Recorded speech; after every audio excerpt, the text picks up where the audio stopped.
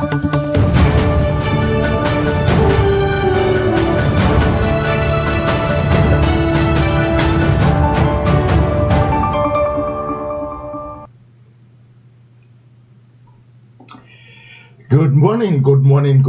morning, everybody. Good morning. Or some people might be afternoon. It's still my morning. Sorry, my morning coffee is still right in front of me. That's it there. I'm sorry to have kept you guys waiting this morning. There were so many things that needs to go right. And the only thing I could say is that there's nothing that went wrong.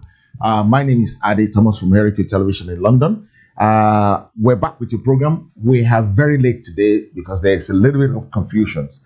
I'm in England. My guest is in Nigeria. We said 10 o'clock. 10 o'clock in London is now. 10 o'clock in Nigeria is an hour ago. So if you're expecting 10 o'clock in Nigeria, I'm sorry, I am late. If you're expecting 10 o'clock in England, oh, well, I'm on time. I'm not late for that. But the good thing, the bad thing is that I am late for this program. And I'm so sorry. Next week, it will be 10 o'clock Nigerian time, not 10 o'clock UK time, because of the new change in time. When it gets to October, the time normally change in the UK and some few parts of the world. I want to welcome you, a very big welcome to you guys this morning who are joining us on this program. You know what we're doing here? We try and bring the 1999 Constitution, who has been the biggest problem, the pain in the butt, the pain in our life, and the pepper in our tea. We're trying to remove it. We're trying to bring it down. And the only way we can bring it down is to do the right stuff. And the right stuff means we discuss it. We don't want people to die. We don't want no collateral damage because we don't need collateral damage. That's why we have to go with some sensitive, in a sensitive way to make sure that we don't have too much loss of life. In this kind of struggle, sometimes things will happen. Things are bound to happen. We just don't want our people dead. We don't want no one died. We don't want no one to die. So, and that is why we're going this way. Yes, other people will have to follow other people, other routes, but this is the best way that this young man here advocates, and I see a lot of sense in the way he's doing it. We can't stop him. We can't stop him. He has to do what he has to do, but what can we do? Nothing. Absolutely nothing. We just have to do what we have to do to make sure we get to where we have to get to, in a very orderly way, in a very secure way. We are not stopping anybody from following their own route, as long as we're not going against each other. I don't know if you understand what I mean. As long as we're not going against each other. Welcome to the program again. Before we start this morning, there's something I want to show you. I always like to bring the right information, and there's nothing we can do about. There's nothing as good as right information. If you can if you can lay your hand on this book, please. It's expensive, but it doesn't matter. Try and buy it. Have a look at it. About 360 something pages. We understand the fundamental things of what Mr. Tony is coming, where Mr. Tony and so many of us are coming from, which some people say A, R, B, C, D, Z. I don't know which one you want to take. But before that, there's something else I want us to have a look at. It's a video. It poses so many questions.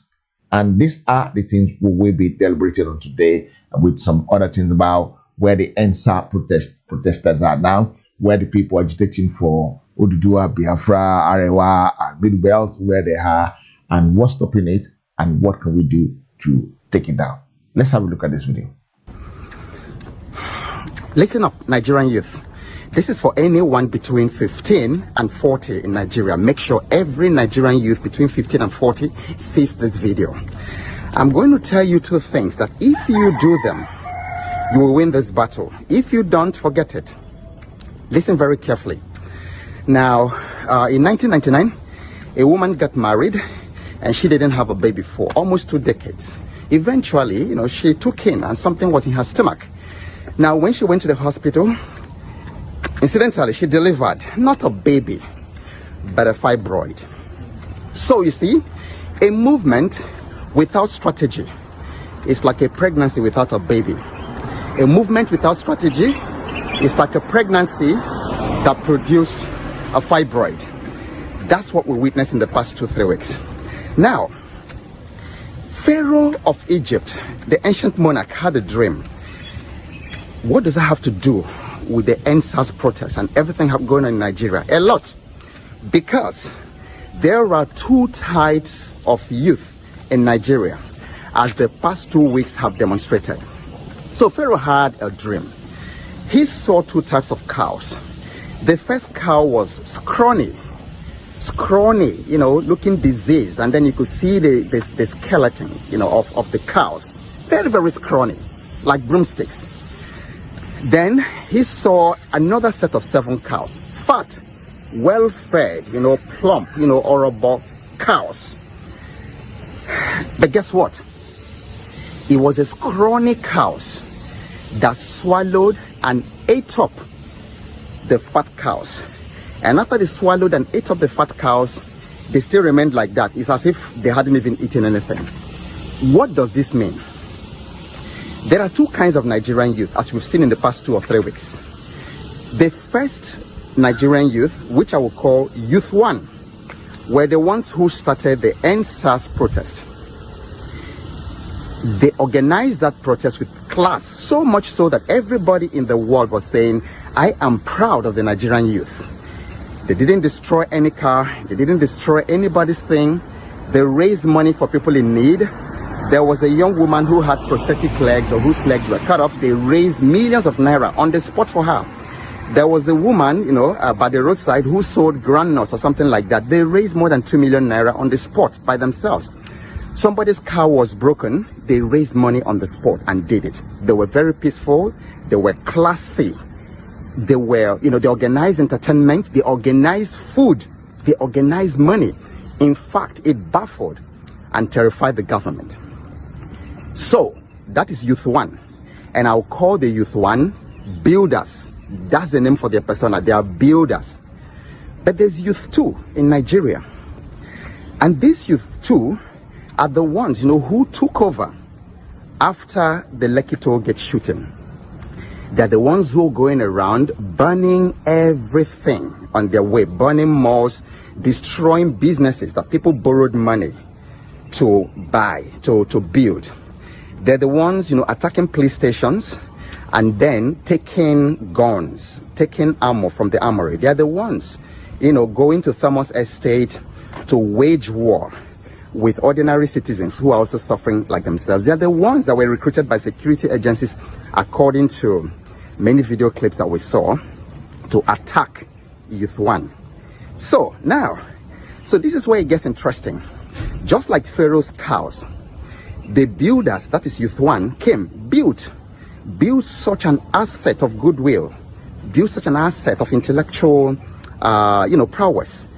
And then the Youth 2, just like Pharaoh's scrawny cows, came, swallowed up everything that Youth 1 had done. So the scrawny cows, which is Youth 2, ate up and swallowed the builders, which is Youth 1. This Youth 2, I would call the burners. They're the ones burning down everything. They've burned down public property. They've burned down the NPA. They've burnt down police stations. They've burned down all kinds of places. Now, it turns out, Youth 1, therefore, that your greatest enemy, your greatest challenge is not the government. Your greatest challenge is Youth 2. These guys, who are going around and burning everything. And therefore, here are two things you must do. The two strategies. Number 1, if you are to win this war, you must reach out to Youth 2. You must reach out to these burners. You see, because they are very accessible to the government. Whatever you build, these politicians would use them to destroy. It's been happening. That's an ancient strategy. They keep doing that. In the north, they will use religion. All they need to do is tell somebody, oh, somebody tore the Quran or somebody urinated in front of the mosque. By the time the wake of the crisis, after the wake of the crisis, thousands of people have been slaughtered by this same Youth 2. In the south, they will play up ethnic sentiments. Before you know it now, they will say, they will make it Yoruba versus Igbo fight. And then people will now slaughtering themselves in Lagos. So reach out to this Youth 2. Use reverse psychology. There's a way, to work on the crowd mind, on the mind of the crowd. Reach out to them before the government reaches out to them. And let them know that all these people who are recruiting them to burn down everything, that their children are not here. Their children are not among them, among the people burning these things. All their children are somewhere in Saudi Arabia or in Europe or in America, somewhere, very, very safe. So every burning that they are doing, they are burning. We're actually burning ourselves. And then the burning needs to stop today. The burning needs to stop right now. The second part of the strategy, Youth One, is to realize the source of the problem. The real monster in Nigeria predates the birth of your father and even your grandfather. It started right from the 1930s with the invasion from the north of Ottoman Dan Fodio. And then later that same century with the invasion of southern Nigeria by the British Empire, the then British Empire. And then that marriage of the British and the Caliphate gave rise. There's a lot of culmination to what became 1914 and to what eventually became the 1999 Constitution. And in that 1999 Constitution, all the problems that you're seeing in Nigeria are enshrined. It's amazing. A constitutional lawyer once showed me, and I was shocked. The corruption is in that document. The lack of infrastructure is in that document. You cannot develop. You cannot even, like, they have these exclusive items. If you want to build, let's say, a railway, you can't, because it's in the exclusive document. It's that same document that sequestered all your property, all the land in the country, and put it in the hands of few people that they call the government. They are the ones who will give you CFO for your property. They are the ones who own everything under the ground behind your house, like you've seen in the Niger Delta and all that. So the problem is the 1999 Constitution. If we take it down, we will now have a chance as a country to define what we want, and then for each region to define the pace of their progress. Peace is more important, justice is more important than killing and the killings that are going on everywhere. And then the North can have a chance to develop at their pace, and the South can have a chance to develop at their pace. Anything besides these two things I have told you is like that pregnancy that gives birth to fibroid. But I trust that you understand this, and that we are going to work together to bring down the monster that is producing all these problems and then save the future for our children yet unborn. Now, whatever happens, keep showing up, because you have no idea what's coming your way next, and watch this space for more. Bye for now. Great. That is just it. That is so many questions being posed there. So today I'm going to have to introduce my guest. He is no one than the regular gentleman who has been explaining these fraudulent things to us, Tony NNadi. Yeah. Good morning, sir. Morning. Sorry. I'm sure you've been awake for so long, waiting for me to reach out so that we can start the program, and I have to keep you waiting. Right. I'm sorry. Change of time. Okay. I'm so sorry. I have to apologize to my audience, to our audience, and also apologize to you, because it is not acceptable at all in any form or fashion. First of all, there are some people, new audience today, who doesn't know who Tony NNadi is. Could you please tell me, in summary of about 1 minute or 45 seconds, who is Tony NNadi? Yeah, Tony NNadi is a legal practitioner by training and Secretary General of an organization called the Lower Niger Congress, which is the aggregation of the self-determination initiatives across the eastern half of southern Nigeria. Also, co-convener in the outreach of that LNC, which we call Movement for New Nigeria, in which we are comparing notes and working together with our brethren in the Yoruba space and the Middle Belt space. So between the three, we are rejecting the imposition of Sharia by a section of the country. We are rejecting the imposition of the Constitution 99, the one that we didn't make, but which they say we make, and which has reduced us to slaves in our homelands. We are, just for whatever reasons, the South Africans, the blacks of South Africa rejected apartheid constitution. That's why we are rejecting the 1999 constitution. It wasn't made by us. It was made and imposed, and it has made us slaves in our homeland. Okay, thank you. So let's start the program today in a very orderly fashion. I'm gonna post a very long questions to you, and I want a full explanation so that people can know actually what is going on, where we are, why we get there, and what we need to do.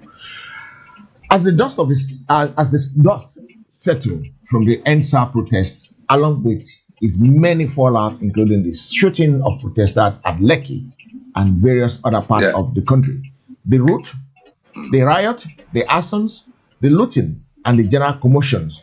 Can you, as one who has a lot of influence, interaction, interface closely with all the issues, actors, and the various phases of this development on ground in Nigeria, can you take our viewers through dynamics that were at play with views to make some senses of what the problems are and what the solution will be?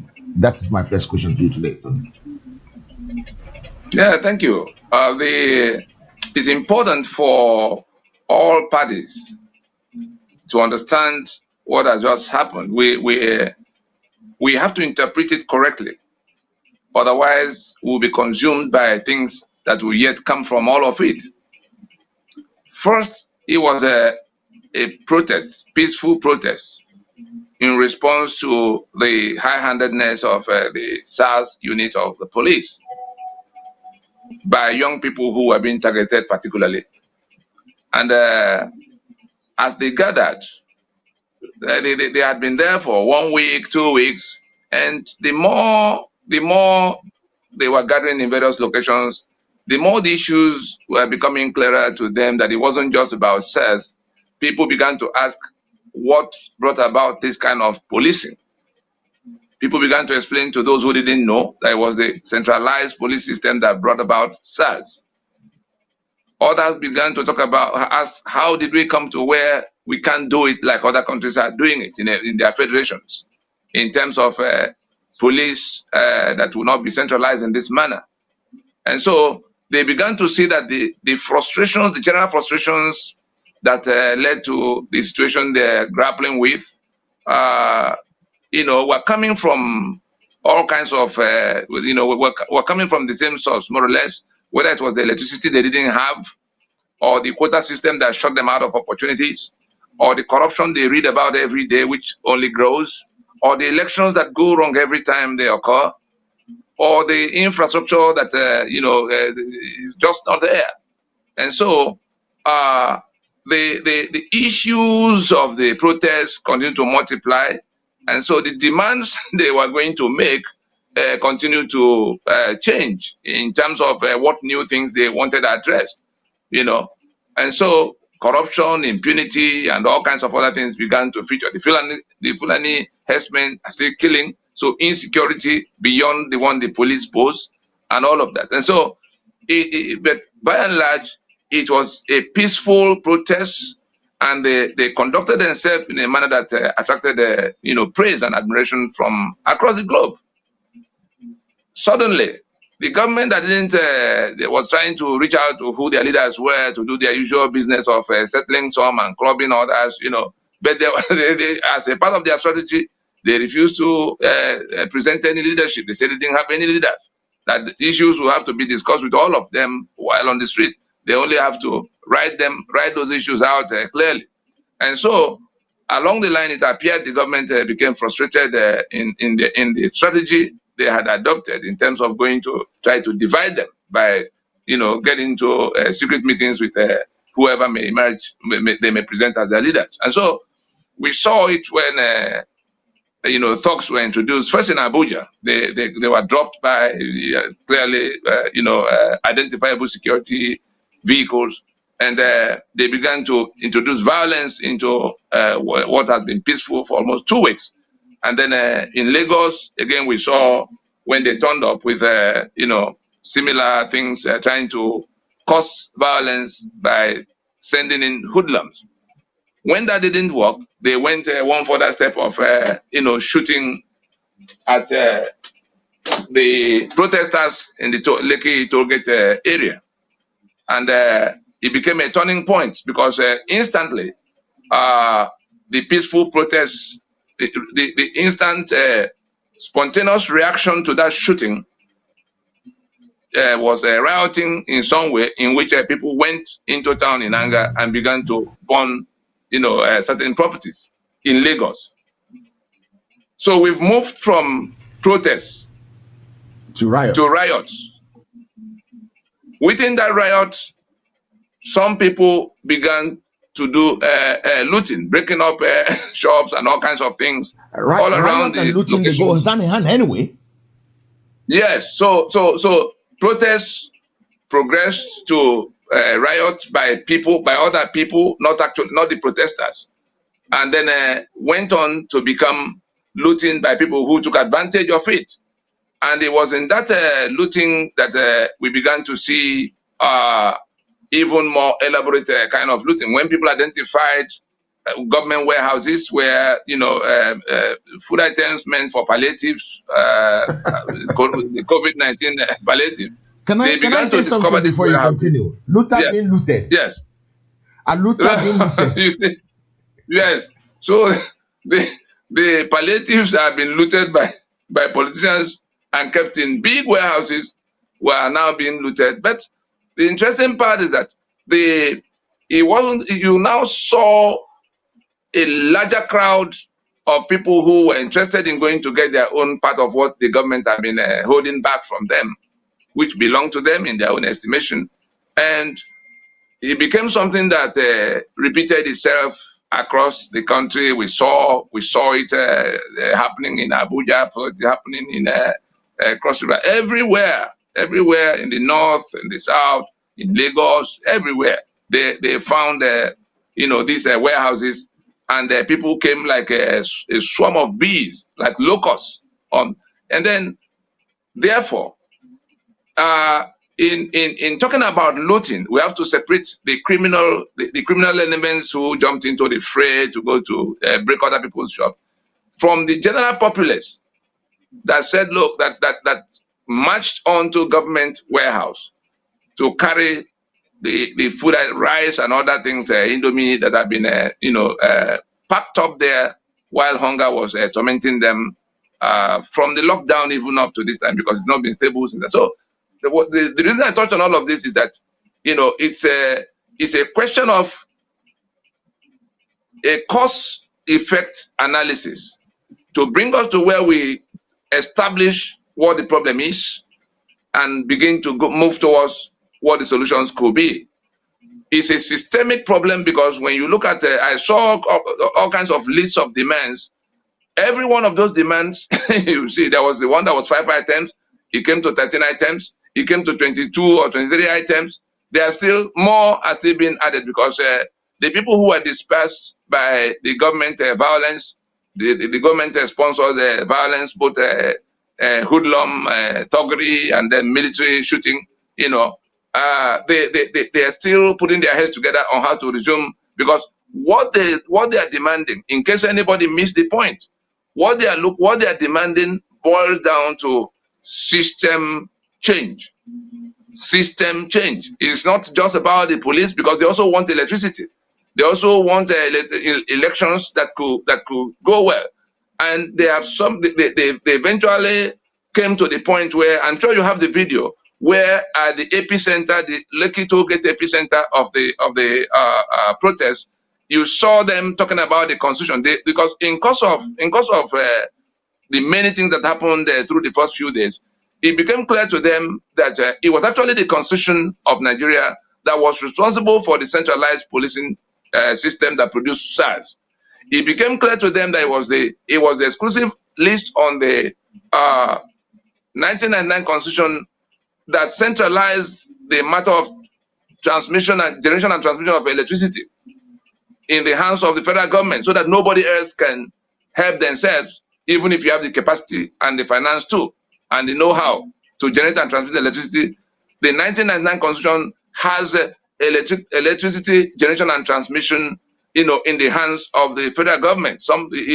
That particular one is even they put it on the concurrent list, but making it clear that you can only go to do electricity in the place where current electricity grid does not pass. So let those who are looking for it on that exclusive list realize that it is item number 13 on the concurrent list, in which they say, yes, you can generate electricity or transmit, but it should not be in areas where NEPA, as we call it, has any kind of presence. So in all of that, the same thing with the elections that will never go. The corruption we're talking about, they realize that corruption is created by that constitution, and the beneficiaries of corruption comprehensively protected from any kind of sanction while they are in office. As it is with the electricity, so it is with corruption, so it is with the election in which INEC is sitting in Abuja, managing elections for all the parts of the country, such that is these strangers who sit in Abuja that process who has to be candidate, who has to win, who has to lose for the whole of the country. In a federation, it should not be so. And so all those 68 items, each of them create their own problems in the union.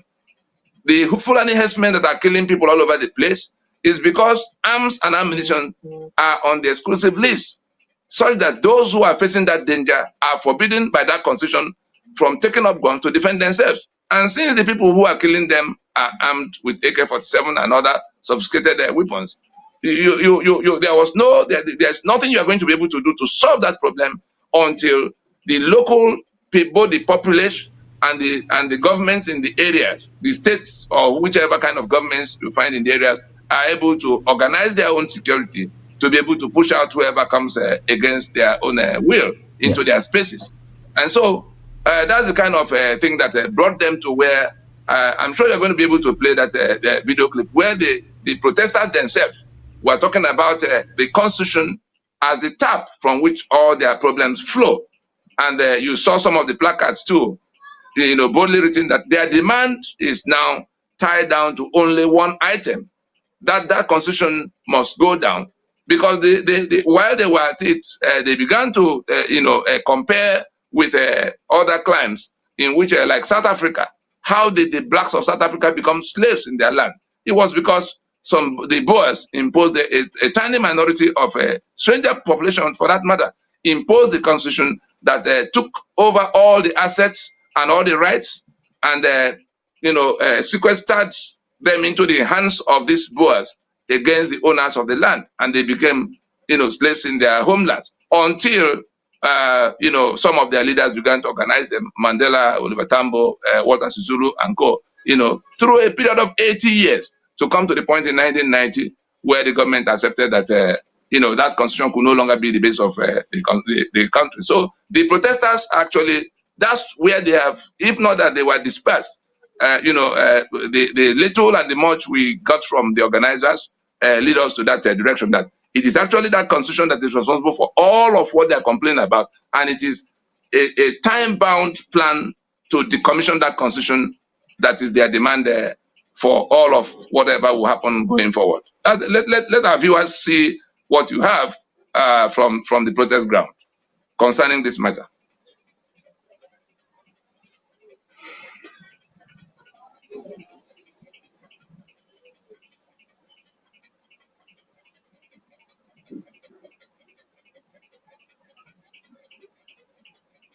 Useless. How irresponsible the Buhari government, is exposing itself, disgracing itself, disgracing our country. Imagine. Imagine Almajiris.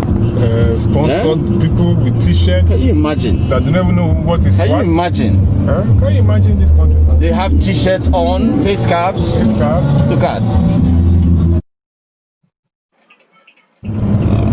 It's not recording. What is happening right now, you're watching, is a pro group in support of SWAT and SAS. These are mercenaries from government of our country. You can see how useless, how irresponsible the Buhari government, is exposing. They will not cut. Oh, I didn't choose the one thing they will not cut. Oh, Ario is one thing they will not cut. You know what? Excuses are like shoes, and you always find the one that fits. It's time for us to stand as a nation. I'm tired tired of being afraid in my country. I'm tired of hiding in my house. I'm tired of paying unnecessary school fees. I'm tired of paying bills. How much is the tidy care that they pay? What would you buy, a bag of rice? And that's it. And then we'll have a president who has the guts to do nothing, and yet he sends in security agents to come and intimidate us. You all should be ashamed of yourself. You all should be ashamed of yourself. You all should look at yourself and let the tears pour down. You walk around here, you see policemen and women with their guns. You see security agents with their guns. And I ask you, where are you when we are being kidnapped? Where are you when we are being killed? Where are you when Satan is pointing his fingers in our eyes? Where are you when all the bad things are happening in Nigeria? You come out with your guns. You come out standing. You tell us you're men. You tell us you're women. But you're just wimps. You are doing nothing. Nigerians are no more safe on the streets. Nigerians are no more safe in their houses. Nigerians are not safe anywhere. It is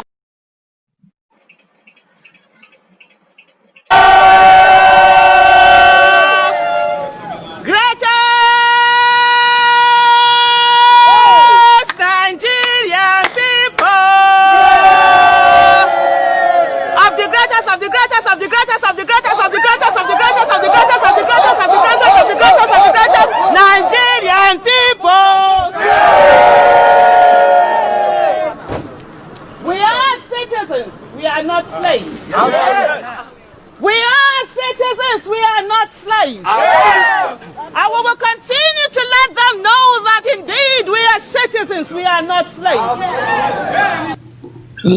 Let me show you something, Mr. T, because there's a force going about everywhere in the world now, and that force is very powerful.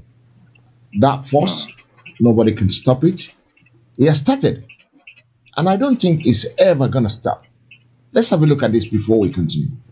There's a force of nature at hand, stirring all over the world. They are the young people whom, frankly, we have failed, who are angry, who are organized, who are capable of making a difference. They are a moral army.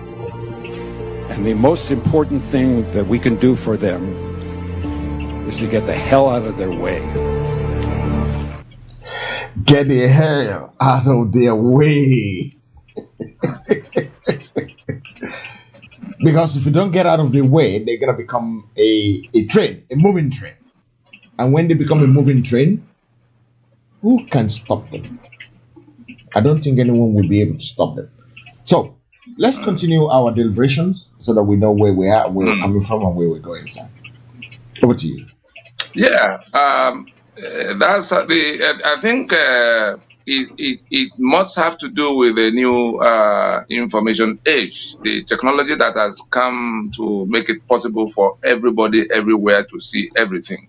And so young people who are more connected with this technology are able to access information that have been previously kept away from them, and they become angry when they see that in other places people can plan their lives, and people can have electricity, people can have elections that votes decide the outcome, and all kinds of things, that police don't go tormenting people, that crimes are pursued after by the system, unlike in their own space, that equal opportunities exist elsewhere where merit rules, unlike their own, where mediocrity is coronated above merit. And so that's why that new force, the young people are able to see that they can do things and change their situation.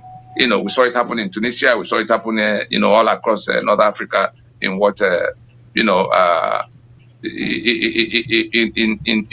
in how people just stood up and tried to recover their destiny, from those who were mortgaging their destinies. And we come back to what we had that protester in Abuja saying, that they are citizens. Oh no, that's part of the things they have under the 1999 Constitution. You are slaves. Under the 1999 Constitution, you are slaves. And when you see lawyers who go, or other people who go parading themselves around as human rights activists under the 1999 Constitution, you are a damn slave. Anybody who doesn't understand that is going to pay in some way. Is going to suffer the consequences of that ignorance, because a constitution that removes your right to defend yourself from clear and present danger of death,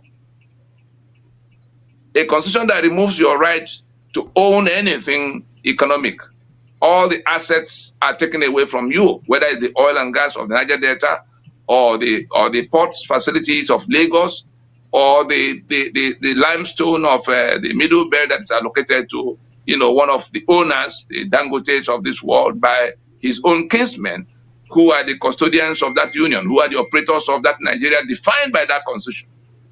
And in all of it, it is alleged that our signature, gives life to the document of damnation, meaning that we authorize our own damnation in the claim in that document that we, the people, agreed to be in this union as defined by that constitution, to be governed under the rules set out in that constitution, that has 68 items on the exclusive list that take away every single thing you will require to run a society. And so, under this constitution, let it be clear to all, under this constitution, we are just like slaves, like the South Africans, the black South Africans were in the apartheid era of South Africa. If we do not realize that is the situation, we'll continue to ask them to give us one kind of thing or the other that the constitution expressly, removed from us. It will be acting in ignorance if we say they should stop corruption. We'll be acting in ignorance if we say they should give us electricity, while the generation and transmission remains, confiscated into the hands of the federal government. We'll be stupid if we ask them to give us security when we can organize our security better, just because that constitution, puts all of that task in the hands of the federal government that doesn't know where we live. So these are the things that are coming up. Everything boils down to that constitution. The biggest obstacle before us now is the ignorance of the people in not realizing the source of their problem. The tap is on, producing corruption, producing decayed infrastructure, producing impunity, producing electoral haste, producing all kinds of things that we call, including the Fulani herdsmen killing all over the place. It is that constitution that make all that situation possible. Producing quota system, producing mediocrity that become the controlling tower of all our national life, producing turning Nigeria into the poverty capital of the world for a country as endowed both in material and human resources as Nigeria. And so it is a shame that not only the lawyers in the land, all of those who should know this are just refusing to look at it, and they gather people to say, oh, let's go and fight for corruption to stop. Let's go and fight for roads to be fixed. Let's go and fight for schools to... All the things they are going to fight for are flowing from that one item. It's just like somebody telling the blacks in South Africa before 1994 that, oh, forget about apartheid constitution. Some even make a mockery of what we're doing. We've been at this for 21 years, trying to open the eyes of all of those who have been slaughtered across this land, all of those whose lives have been ruined. The Nigeria hadn't become the poverty capital of the world at the time we began to tell them that no economy can be grown on this foundation, on this constitutional foundation. Because you can't plan anything, everything is by allocation. You can't just, where will you get the electricity to plan your industry? Where will you get the road to plan your whatever you want to be doing? So in all of that, it is that ignorance of that fact that you cannot build a democracy on the basis of a master servant constitution. You are just deceiving yourself. The few people who sustain it, who make it look like you are citizens, are your senators, your governors, your House of Assembly members, like the lunatics we saw on the floor of Lagos House of Assembly yesterday, talking trash. These are the few people that make it look like there's a democracy. What is democracy? So that we can understand that we are not citizens. let us even start with the one that we can all relate to. Democracy, that they say is government of the people, by the people, for the people, for the people. It is like the tree. All of us are familiar with the mango tree. It has roots that must touch the soil and bring nutrition to sustain the tree. It has the trunk, the stem and the trunk. Then it comes up to the foliage in that order. The roots are the foundation, the trunk, then the leaves and the branches up. Yeah. The government of the people is that the people are the roots of this democracy. That the constitution they make in exercise of their sovereignty is like the roots upon which that society will stand. The government by the people is like the trunk. Their votes decide who go to government house, and all of what you do in elections and everything that becomes governance, everything that becomes who is in charge of doing it for us. Then you come to the foliage, the leaves. Oh, they may be all over. That is the policy. You understand? That is the thing, the outcome of what the roots do, what the trunk do, carrying that foliage. You know, that's where you see for the people. Every good thing that will come to you will be because the root is bringing what is bringing, the trunk is standing where it's standing, and then you're able to receive the sunshine and be stable in that position to carry on. Yeah. So government is like the foundation of a house, the vertical column, that's the pillars, and the roof. These three things are distinct, and any one of them you compromise, especially the foundation. Our problem is that the foundation upon which Nigeria was erected got damaged completely in 1966. The attempt to, yes, in January of 1966, the constitutions that defined the Federation of Nigeria got toppled when the military came in. From that point on, Nigeria became like that tree where something cut off the roots underneath. And so the trunk stood there, and the leaves began to dry off gradually. As where we are now, except we do something to revive the foundation, the house of Nigeria is gone. If a house, if the foundation be damaged, for those of us who are Christians, if the foundation be destroyed, what can the righteous do? Is that not what the good book says? And so the foundation of Nigeria, the constitutional foundation of Nigeria, which is just the agreement by which the various components of Nigeria came together, have been destroyed. And that is what has brought all the other problems, because they removed that solid foundation, and we began to build on the rickety foundation that were done by decrees, especially from 1979, where they won the commission in 1975 became 1979 Constitution, which was carried forward in 1999 without any discussion amongst the constituents. That's the thing that is missing. Constitution is simply the union agreement, so that it doesn't get more, so that nobody makes it complicated for you. Union agreement. The union agreement we reached in Lancaster House that recognized Yoruba land as Yoruba land and Yoruba assets as Yoruba assets have been toppled. And so Yoruba land and Yoruba assets and the right of Yoruba to live peacefully in their land have been taken away by the impositions of people who now claim they've conquered all of us. We had a Rufai telling us the other time on national television that we cannot that we cannot be a union of equal partnership. Rufai, the governor, the body bag governor that hangs around in Kaduna, he was telling us that they had conquered us, and therefore it would be stupid or foolish of us to expect all of us to be in equal partnership in the Union of Nigeria. And that's what we're talking about, the master-servant constitution. It is by the instrumentality of that constitution that all of these things have become like that, that the few, like the Boers of South Africa, became the owners of everybody. the owners of all the assets, the owners of all the rights, to the exclusion of everybody else. The citizens or the nationals, those who are the constituents of Nigeria under this constitution are just slaves, and the slave does not have right to anything. Including right to his life. Your master can kill you, like Buhari and his kinsmen are killing, massively all over the place.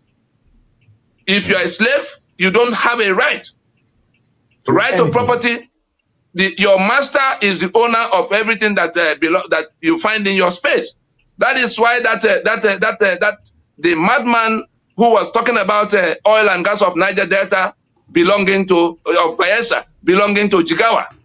It is because he has come under the illusion that there's a Nigeria, but luckily for all of us, he says, as long as we're in Nigeria, as long as we're in Nigeria, he said it up to 4 times in that interview, which I'm sure many people have seen. Yeah.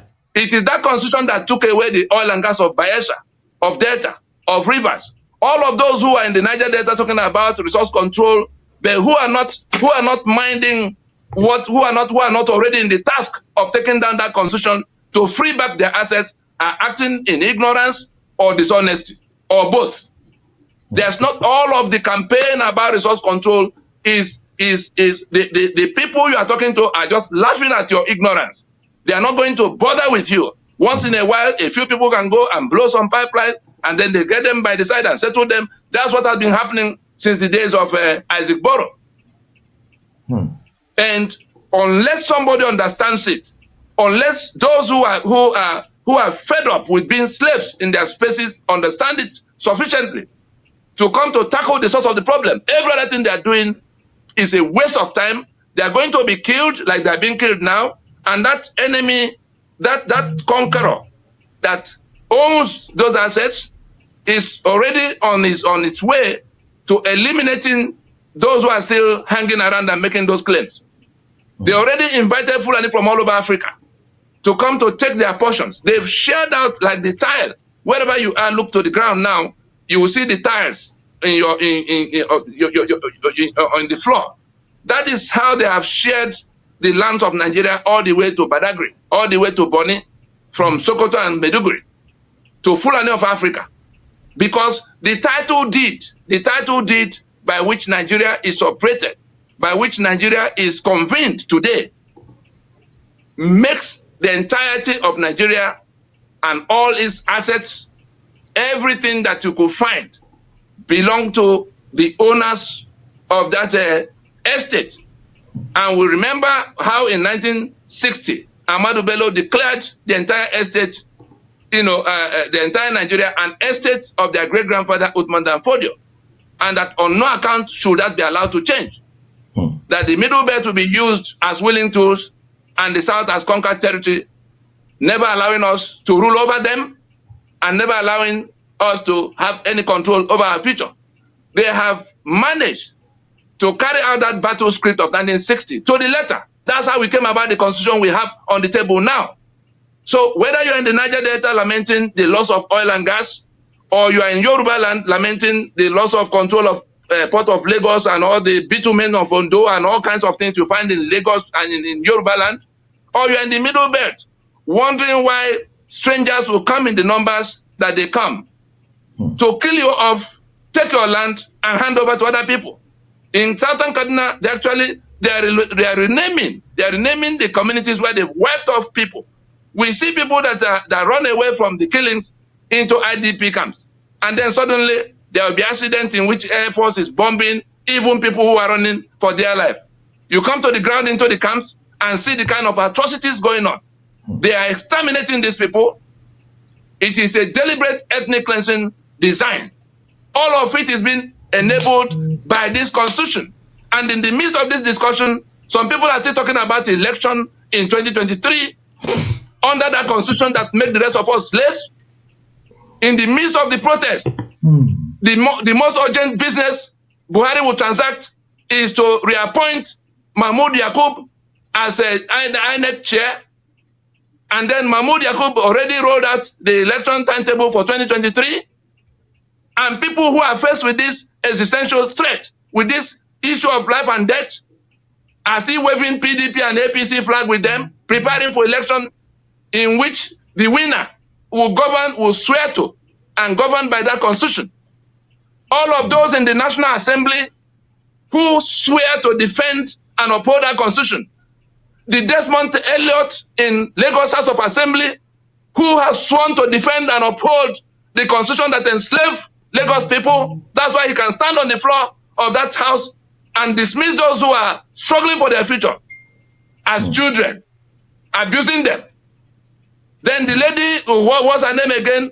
Moji Chola from the one representing Amu of me, comes to say that they're on drug. Can you imagine? And therefore, we are talking to all of those who are choking from what Nigeria is doing to them in their space, to realize that it is that constitution that put them where they are. It is that constitution that is shooting at them. It is that constitution that took their assets. It is that constitution that put lunatics in charge of their lives. If INEC, if Nigeria does not have the kind of centralized electoral system in which people sit in Abuja, and in some small corners, of course, there are all kinds of godfathers here and there who go to do the business on behalf of some of the blocks in Abuja. Is there anybody they put down their names that become anything? No. That is how we got the kind of governors we have seen in eastern Nigeria. That's how we got the kind of senators we have seen across the country. And all of them, on account of what they will benefit, on account of the humongous sums they take home every month, they swear to defend and uphold that constitution as the basis of the union. At a time, those who are choking, yeah, they are defending and upholding it. That's why they're not agreeing with their people who have come out to repudiate that constitution in every democratic way possible. Did Yoruba land not come out in Ibadan on the 7th of September in 2017 to repudiate that constitution as basis of the union? Did the eastern half of southern Nigeria not come out in Port Harcourt on the 27th of April in 2015, Presidential Hotel in Port Harcourt, to repudiate that constitution as basis of the union? Did it not happen in the Middle Belt in Makurdi on the 18th of July in 2018, that the peoples of the Middle Belt came together to say, we did not make that constitution, we repudiate it and reject it as the basis of the union. The only people hanging onto that constitution, the only people hanging onto that instrument of death, the only people hanging onto that instrument of poverty are those who swear to defend and uphold it. All the political parties in Nigeria subscribe to that constitution. They are the only ones telling the rest of us to go to hell while they sustain the apartheid constitution that make us slaves in our lands. The young people who are protesting, all of those who want a change, anybody who says he's going to fight corruption under a constitution that creates corruption and protects its beneficiaries comprehensively. And like we agreed today, we must go to the specifics. What are those things in black and white in that document that enable these things we're talking about, so that people can know? People can begin to ask the lawyers who come to pose as experts in telling them their rights and what they must get. The corruption we're talking about, let's start with that. Let's even start with the SARS. Let's start with the SARS. The exclusive list on the constitution has police and arms and ammunition among the 68 items. What that means is that the policing or the army or the armed services, anything that will require gun to be done, that's the summary of it. Whether it is police or army or DSS or prisons or customs or immigration, anything that will require gun, any agency that will have to use gun, anytime arms or ammunition will have to be put to any kind of use. Being on that exclusive list means that it is only the federal government, whoever is in Abuja, is the one to decide to own it and hold it. If he does not give to you, you cannot touch it. If you are found with gun or any kind of arms or ammunition, you are already guilty of an offense for which you can be shot at sight. There's no governor. Among those who are saying our governors are not protecting us, your governor under this constitution does not have authority over one rifle, not even one pistol. Unless the federal government, through the police, through the army, or the DSS, or the agencies of the federal government, unless the federal government license anybody to carry arms in your space, any gun found outside that is already a crime for which you can pay with your life. That's how bad it is. And so, if anybody is hoping that those who have a plan to take over everybody's land, exterminate them, and hand over those lands to people they already invited, who are already here. The Fulani they threw our borders open to invite are already here. They are not to come day after tomorrow. They're already here. We saw them coming. We see them swarm all the nooks and crannies across the country. And all the guns that are available in the union and the hands of that federal government. Unfortunately, from the point in 1966 that the Nigeria ceased to be a federation, when the 5 constitutions that defined the union got toppled, and we went into unitarism that centralized everything, now defined by this constitution we have on the table, 99. From that point on, Nigeria ceased to be a federation. All the federal governments from that point have been an aberration, have been a matter of treason, that the federal government that is supposed to be the union office of the federating unit, federal government is supposed to be Yoruba region, the western region, the eastern region, and the midwestern region, and the northern region of the time, forming a union office for common services. Let all of us not have different currencies. Therefore, that item, federal government. Let all of us not have our own armies and navies. That item, well, being on the exclusive list, the operational control will be something that the regions have to decide upon. They have it is the heads of the regions, that come together to decide what will happen with. That was what was agreed upon. Everything that the center has to do is the region. You couldn't go to introduce a bill in the center for the younger generation. In that agreement, in that union agreement that got toppled, which is now replaced by this dummy we have called the 1999 Constitution, you could not introduce any bill in the National Assembly of the time if the regional assemblies had not passed the bill. That is, you cannot go to say, let us set up, or the regions will debate it first and then craft what will be taken for formality before the National Assembly. That's what the kind of arrangement we had. Wow. But since it was toppled, the center can now, people who are delegated, who were delegated to run the affairs, the limited, on a limited number of subjects, now toppled the owners of the enterprise. The regions were toppled and fractured into states, and the assets of the region taken over by that federal government. And now that federal government has in turn been taken over by the Fulani. So not only do we have a rogue federal government, that rogue federal government has been taken over by a tiny minority in the land, exclusively. Make a map of Nigeria and begin to put on that map the names of individuals on the commanding heights of all aspects of our national life, starting with the armed groups, whether it is the police or the army or the Air Force or the DSS or the immigration or the customs. Put those who head those organizations on that map and see the picture you see. Check all the entry points, all the controls. Go to judiciary.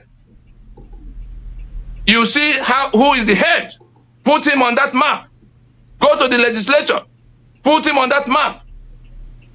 So you will see that the Federation of Nigeria has been hijacked completely by a tiny band of people who have invited their kinsmen from all over Africa. You saw the governor of Bauchi State announcing to us that Fulani from all over Africa belong to Nigeria. And you see what they are doing to resettle them here, to exterminate people here, the owners of the land. Anybody who does not understand that that's what's going on is going to pay in a manner that he will be lucky to be alive to tell the story. And it is that constitution that makes it possible. We've just dealt with one item, arms and ammunition, on that exclusive list.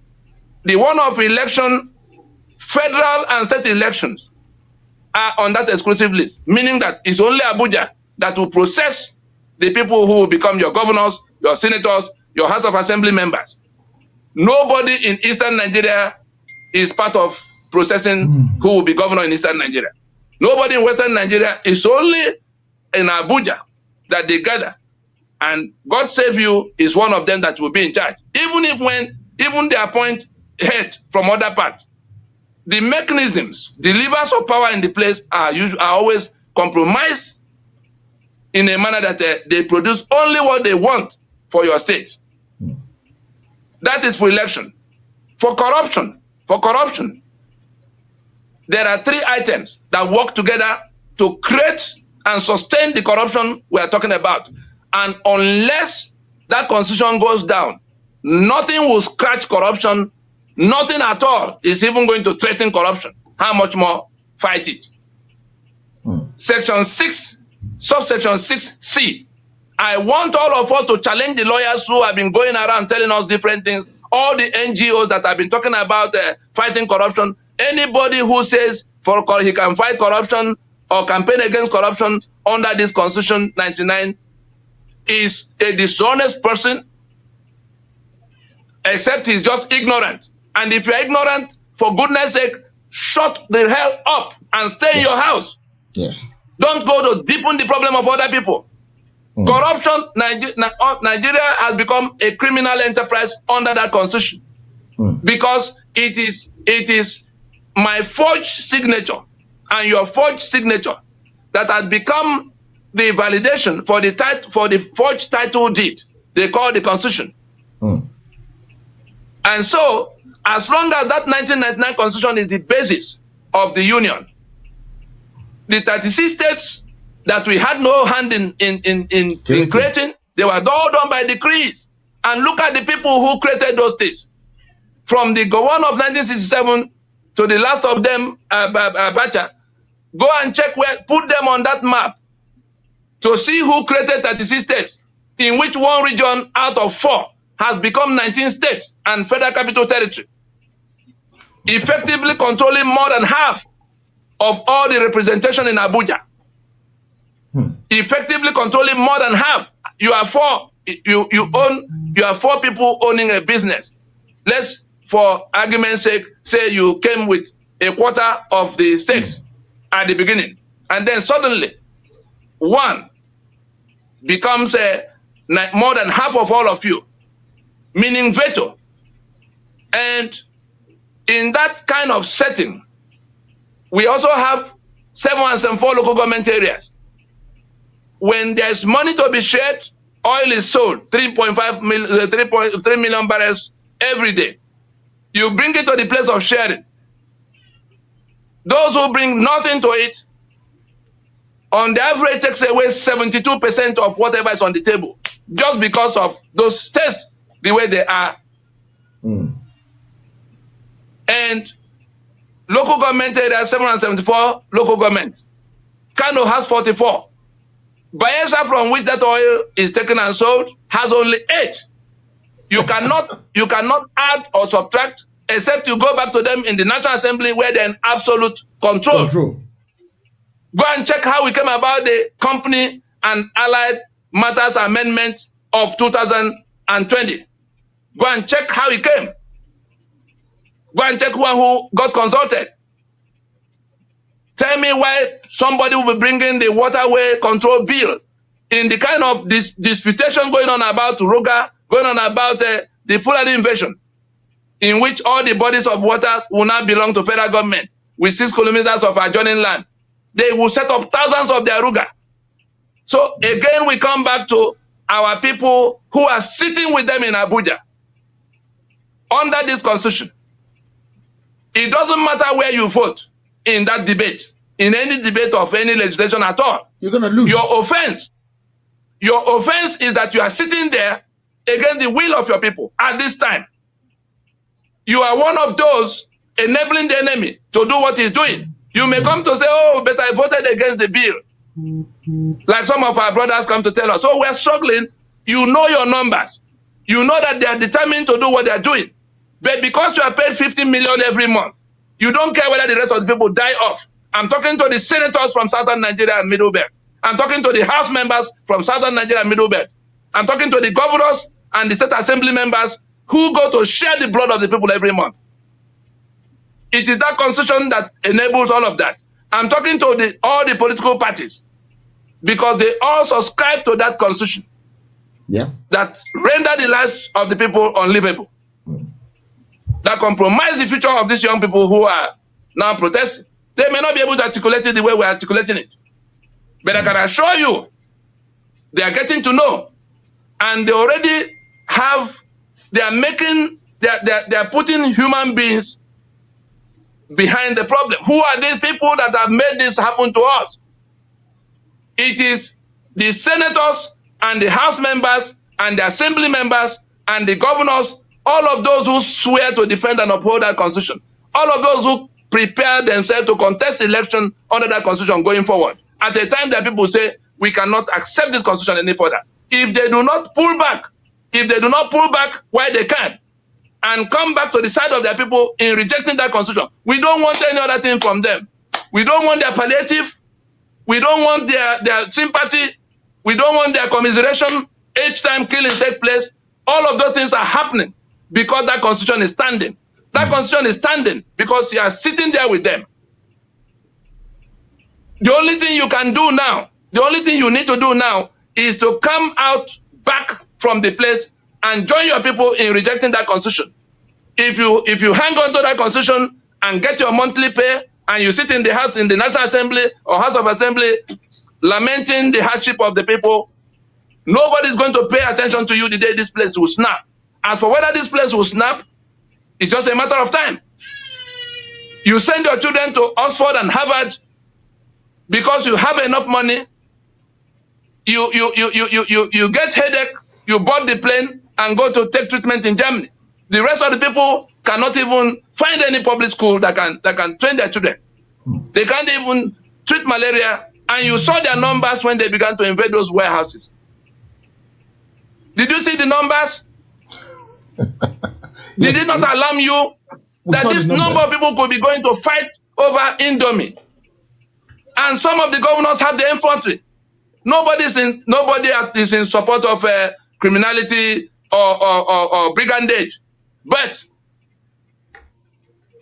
you have something that was meant for the people, ab initio. It was even contributed. It wasn't even government bringing it. It was the individuals that contributed the billions of naira that got used to acquire those food items. Then you hide it from the people. Suddenly there's commotion, and they find their way to the place, and you are busy threatening them for going to. Who has asked you where you kept your own loot? So back to the constitution that enable it. First, the governors do not owe you any obligation from what is written in section 6, subsection 6C. All those things they say the first business of government is your security and your welfare is in chapter 2 of the constitution. That whole chapter 2 that define all the good things of life for the citizen is nullified by section 6, subsection 6C. So if your life is being compromised, your security is compromised, your welfare is compromised, it is because there is something in black and white in section 6, subsection 6C of your 1999 constitution that absolves the government of responsibility towards you in the social contract that the constitution is supposed to be. The constitution is a social contract. In that contract, yes, those in government house will get social benefit. Governor can go and take 10 billion every month. Senator can take 50 million home every month. But what of the citizen? All of the things they listed for the citizen, equal opportunities, equal treatment, welfare, security, all of those things are removed in black and white. Any lawyer who does not ask those people who are telling you that you are entitled to XYZ, whether they know about the existence of that section. The impunity we're talking about is from section 6, subsection 6D. So the man who does not owe you any obligation, he already has a 15-year period in which all the things they did in the past, the ones who are now godfathers, the ones who governed Nigeria between 1966 and 1999, everything they took from everybody, all the killings they did to be able to sit on it. That the root of impunity in Nigeria is in section 6, subsection 6D, which says that nobody can ask them questions for what they did in those 33 years in the name of government. Then you come to section 308 that gives blanket immunity to all of those who you elect as your governors and president. So you come again to the appropriation provisions that put the spare keys of the treasury in their hands. Section 81 requires the president to go to get permission from National Assembly to spend money. Section 82 permits the same president to run government spending money subject to certain dubious limitations that doesn't really come to anything if they work their way the year before. Once you put the figures right, you're able to take everything in the treasury as president without reference to anybody. Section 121 and 122 of the Constitution put the spare keys of the treasury in the hands of the governors in the exact same way. That is why they are all united in keeping things the way they are, knowing fully well that it never works. Providing any benefit for the citizen under this constitution is like fetching water with basket. It's not possible. It's not. But the ones who have to fetch that water, the governors, the senators, they are the ones who have to go to the river with that basket to fetch water for you. Them and their families will swim in that river, do with water whatever they like, because they are the only ones who have to get to the river. They're in the Senate, they're in government house. They know it is basket, the constitution that will have been bringing you benefit. Because in the third leg, I didn't finish the definition, for the people is the policies that now become benefit in your hand. Foundation is polity. Oh, don't overheat the polity. Then the politics is all of what you do guided by that constitution. Then the policies are the products of the kind of politics dictated by the polity.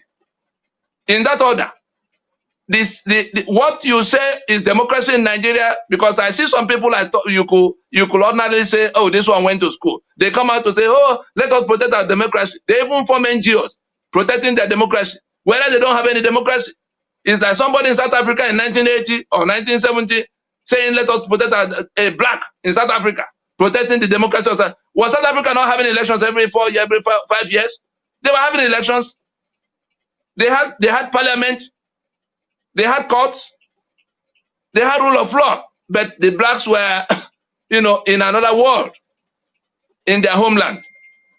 That's the kind of life we're living.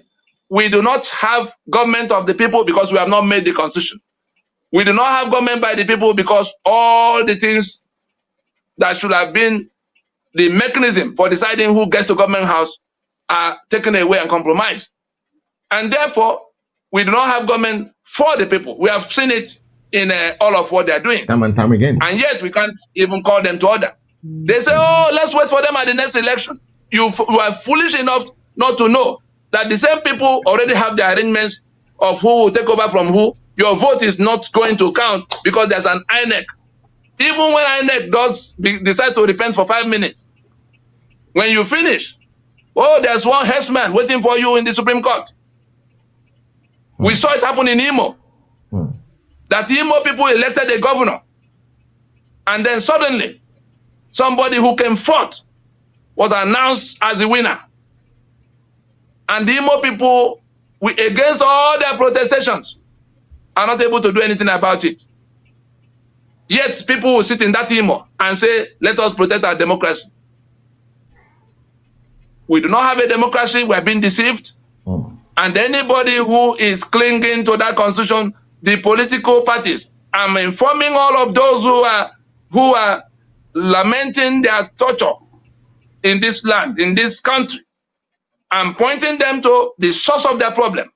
I'm pointing them to the human beings that are making it possible. Not people from faraway place, people from their own portions of the country who swear to defend and uphold that instrument of oppression. All the campaign for how we reverse this situation boiled down to one item: taking down that constitution. Unless that is done, everybody is wasting their time. Are we able to do that? Absolutely yes, because we are a majority. Those who now know are larger in number than those who do not know, and are far more in number than those who impose that instrument. We only need to say Nigeria was formed by proclamation in 1914, proclamation of one person in Buckingham Palace. We are on the verge of a proclamation by this absolute majority. The whole of the South, the whole of the Middle Belt, in rejection of Sharia that have been imposed by the same people who imposed this constitution and who embrace feudalism, which they've managed to transpose to our national life. Your governors are now the emirs, unaccountable. We have an imaginary economy in which people's lives are ruined by what government is doing, and then government turns around, having taken all the money from the treasury to be doling out to them. You know, we saw people we thought knew anything, people who schooled overseas, who have traveled the world. They sit in Abuja. Some of them pastors. They sit in Abuja, working for the federal government of Nigeria, talking about SME, 7 and 4 local government areas. They're going to. You can see what Keyamo had been mandated to do, to go and create jobs in 7 and 4 local government areas. In which part of the world do you sit in Abuja, in the capital, to plan to micromanage a population you do not have a database for where they are? Does Nigeria know where its citizens live? Does Nigeria have a database of who the citizens are to know where they are and what they may need? Yet we have all the things that will govern their life, that will shape their life, that will shape the economy in which they live, sequestered to Abuja. Then every now and then things go bad, they go and pull out. Even in this protest, they've already pulled out 75 billion. Say, oh, we're going to give to youth. No matter how you share it. And we saw how they shared the palliatives, where there was the woman that says that she spent 600 billion feeding school pupils who were at home. That 75 billion, no matter how much they give to you, will it provide electricity that is not there?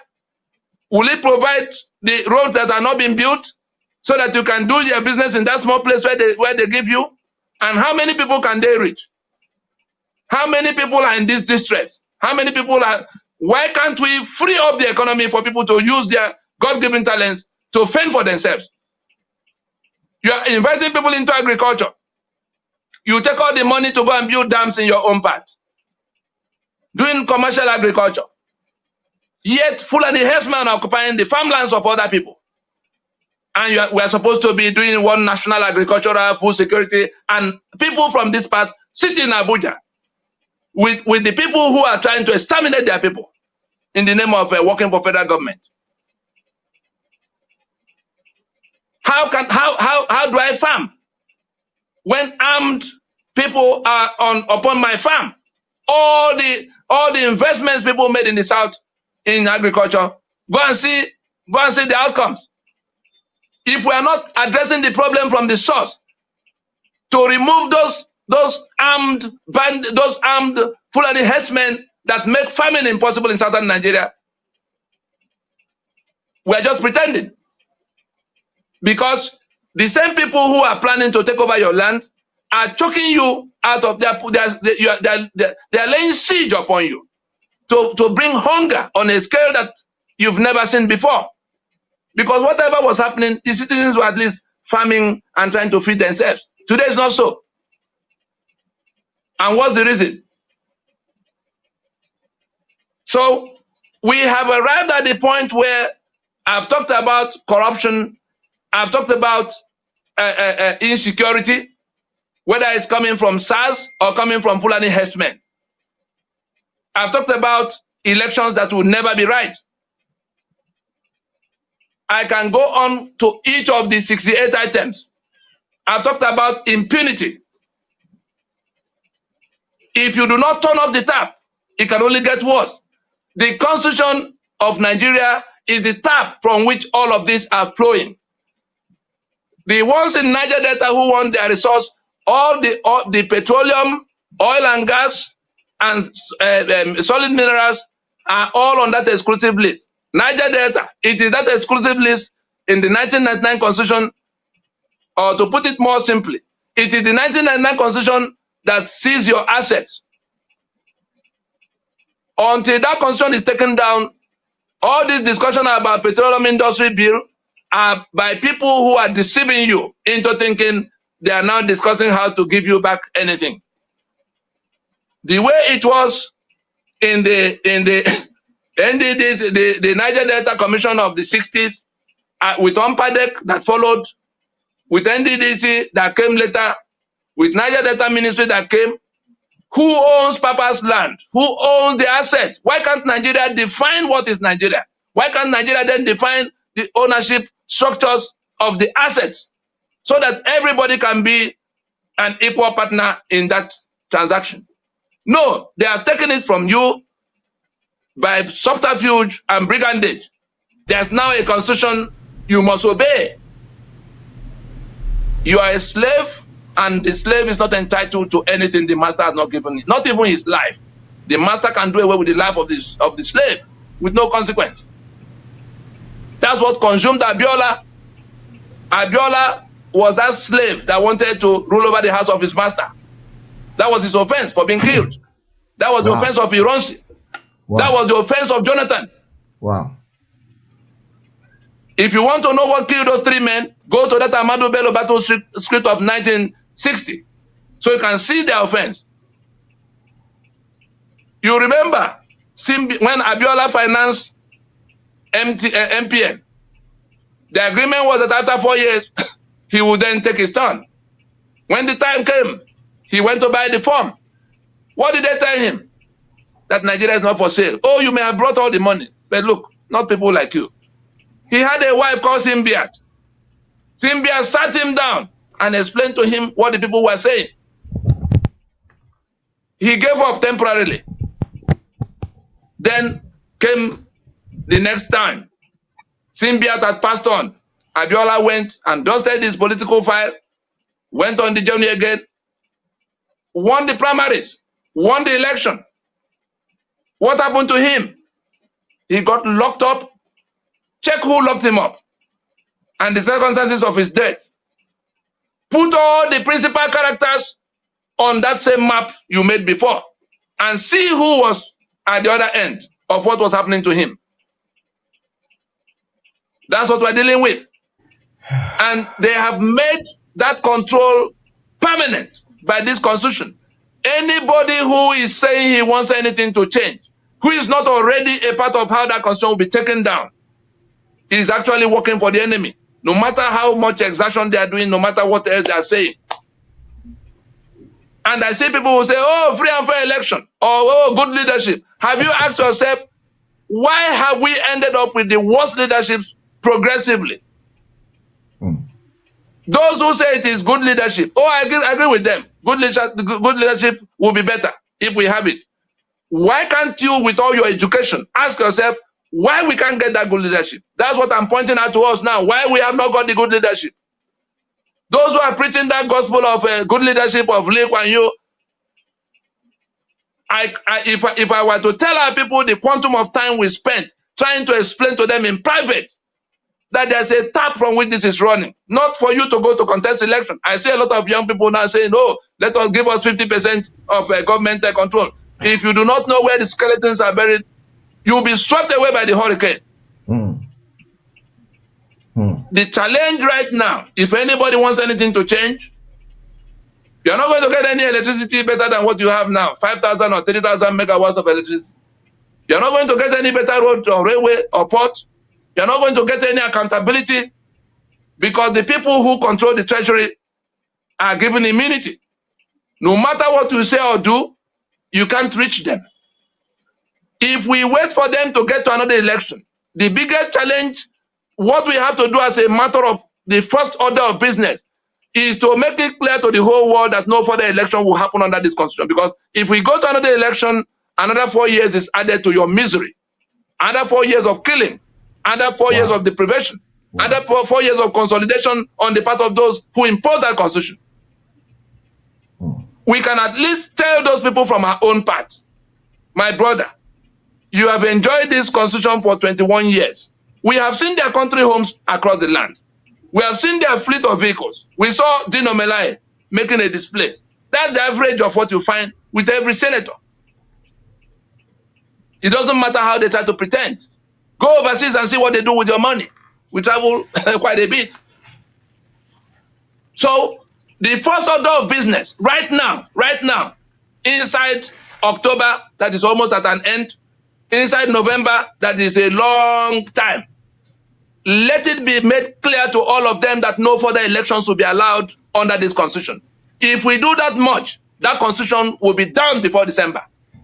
If we make it clear to PDP and ABGA and APC and all the political parties that subscribe to that constitution that they will not be allowed to drag us to another election under that constitution. If we do that inside November, and the young people in this land are able to do that, because they now know that going to that election is like renewing their enslavement. Going to that election in 2023 is like signing their death warrant all over again. Wow. It's like putting a seal to the mark of poverty in which Nigeria has become the poverty capital of the world. Nothing will change. Mediocrity, worse than the type we have seen, will be enthroned further and further. Look at all the agencies of government and show me one person you want to discuss anything with. In terms of excellence or mediocrity. Discussing things. Where are all the knowledgeable people? They are chased away. Yeah. Thank you very much, Tony. I really appreciate everything you've said. Let's speak to the people at home a little bit, yeah? Guys, you've heard it from the horse mouth. It's been laid down on the table categorically for you. Don't say you didn't know about all this. It's been put in a very plain language. Show me one man you can discuss things, can have a sensible conversation with within this government. Show me one. Everybody running the country now, put them on the map and see what happens. And for all of those of you, I'm speaking directly to you now, guys. All of you that are still clamoring that Nigeria can be good, you can fix it under this constitution. Please stop wasting your time. TV program. You can see what happened to Abiola. You can see what happened to Awolowo. 2/3 of 19 states. Did you remember that? 2/3 of 19 states. They can change the goalpost anytime they like, as they wish. Don't think you're smarter than everybody else.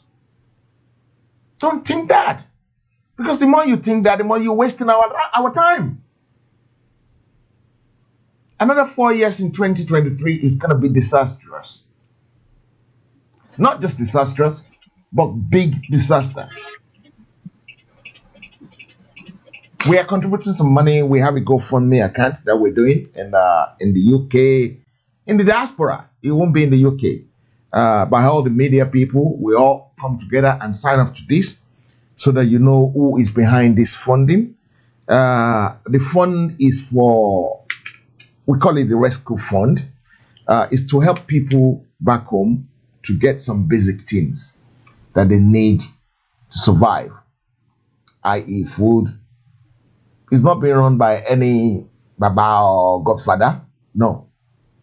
This is being run by the medias across the world, excluding Nigeria. Because we don't want to get them involved. Because we don't want anybody to run this. We want to run this ourselves. We want to dictate what happens to the money. We want to be open. We want to be civil with the money. The GoFundMe link will be pasted now. Please support it generously. And when I mean generously, I mean generously. You don't know, you never can tell who might need this money. You don't know why we might need this money. You don't know when we might need this money. This money is very important to keep things tickling, to keep things going, to make sure that things doesn't go even worse for the people who the common palliative indomine have been eating from. How can you say you have a government that's hiding indomine from a citizen? Indomie. You have so many cars. You have so many things. But you're still fighting for Indomie. I can't believe this.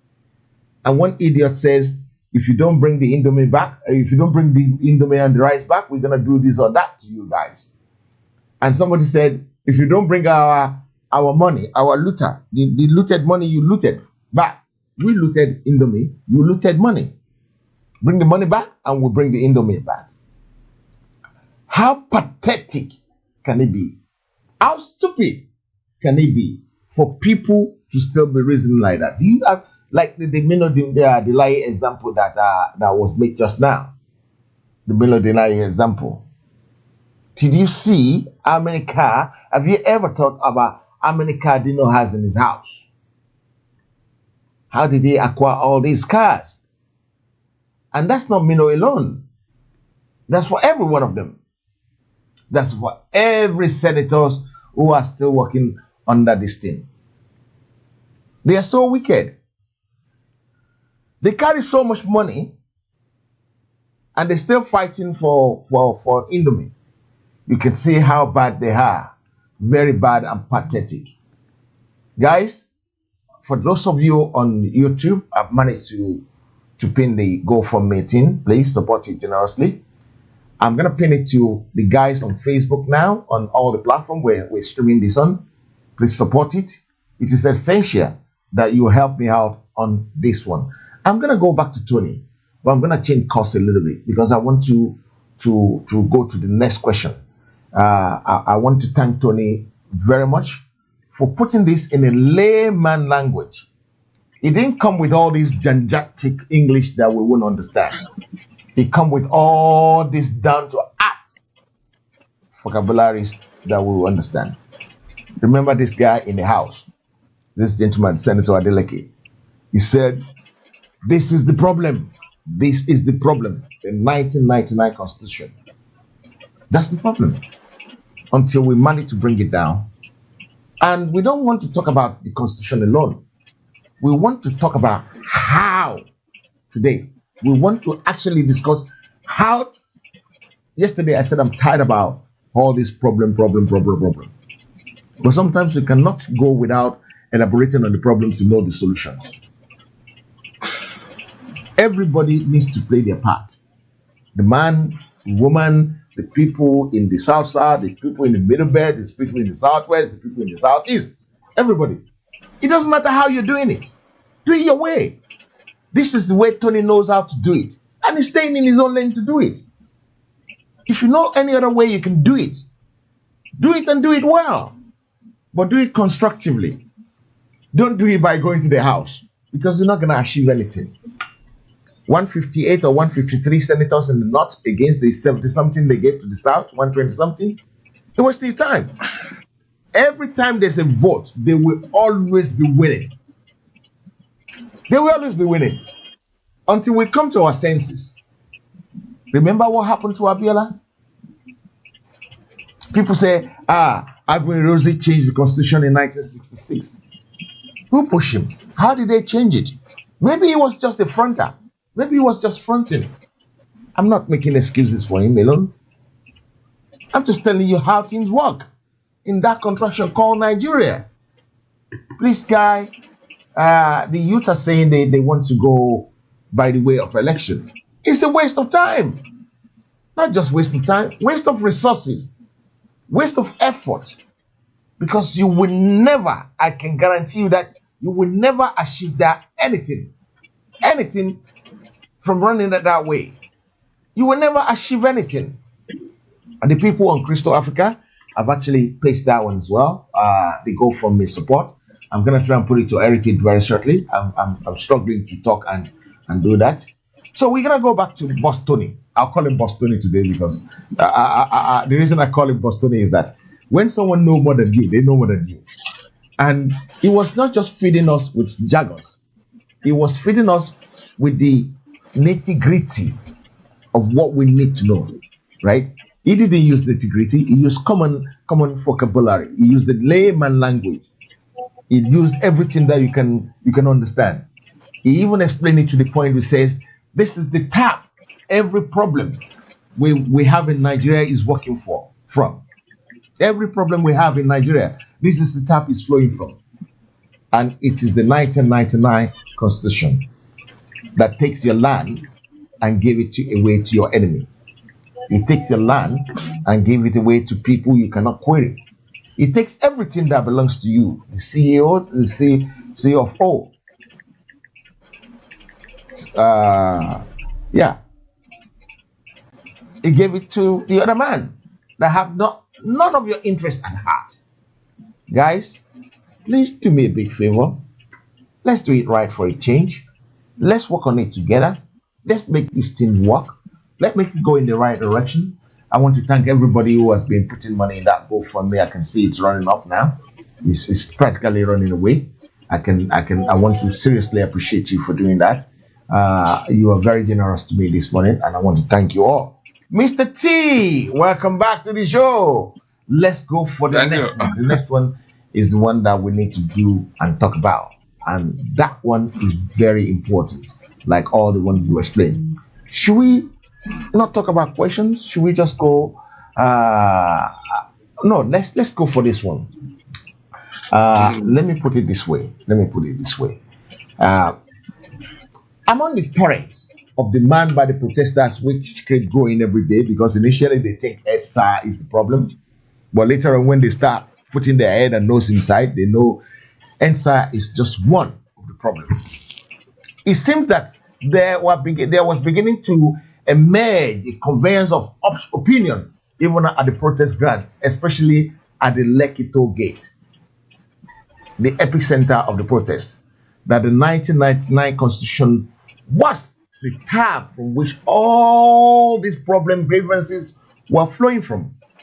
As one who organized, who organization had for years, Tony, that's for you, as one who your organization, the NLC, for years led the campaign for the commissioner of the 1999 Constitution. Can you, in specific time, take a full towards the process between the provision of the 1999 Constitution and the many woes catalogue of the protest, catalogued by the protesters? The problems. How did they now start digging out and finding more problems to say EdSA is not the only problem? That's more problem. There's more problem there. There's more problem here. There's more problem. Because the more they look, the more they see. The more they dig, the more they find. Initially, they thought it's the EdSA. Then they haven't even got to the court. They haven't even get to the prisons. They haven't even get to the central bank you were talking about. They haven't even got to the waterways. They haven't even get to the Ruga. And they think running to politics now, Nigerian Youth Party will solve the problem. Tony, over to you. Right. We were actually already touching on the nexus between the Constitution and the problems they are dealing with. And I think we should begin to go towards really solution. What has to be done. What has to be done? What is it that has to be done now to turn off this tap? Yeah. Especially encouraged by what happened in Chile a few days ago. Yeah. Inside this week. Chile found itself with a constitution imposed by the military in 1999. That was when it was imposed. They've lived with it. Serious pain. Is there something wrong with 1999? Maybe because he has 999. Maybe it was a year of evil. Chile ended up with a military imposed constitution that turned their lives upside down.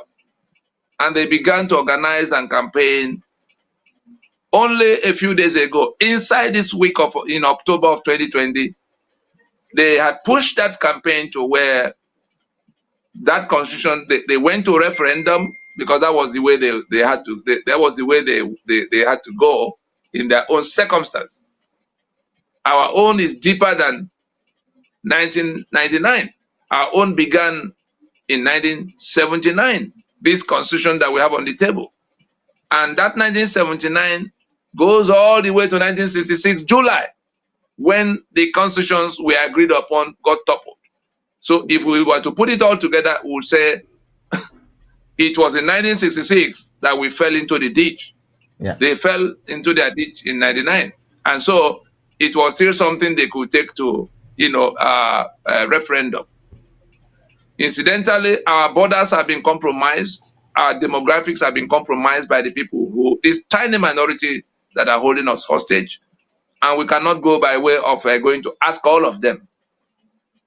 If the constitution came not by the forgery we have, and I can assure you, Rotimi Williams and all the lawyers who met 3 weeks after the constitution was introduced in May of 1999, Rotimi Williams himself described the 1999 constitution as a forgery and a fraud upon which nothing can be built. But we were deaf and dumb, and we carried on going to vote PVC. I still see people talking about PVC from pulpit. Oh, go and get PVC. In a battle that is fought with AK-47, you are asking your own people to go and look for PVC. Something must be wrong with you. And so, the matter now is that Chile went to referendum because they are one people. We have multi, faceted kind of problem. Some of them are vertical, some of them are horizontal. We are still disputing whether we're in this union, because when you put my signature on a document that says we the people, that's we the Ijaw, we the Ogoni, we the Yoruba, we the Idoma, we the Chief, have solemnly resolved to live together, that is a totally different kind of problem from the later part of the problem that says, do hereby give unto ourselves the following, make and give unto ourselves the following constitution. Can you see the two baskets of problem?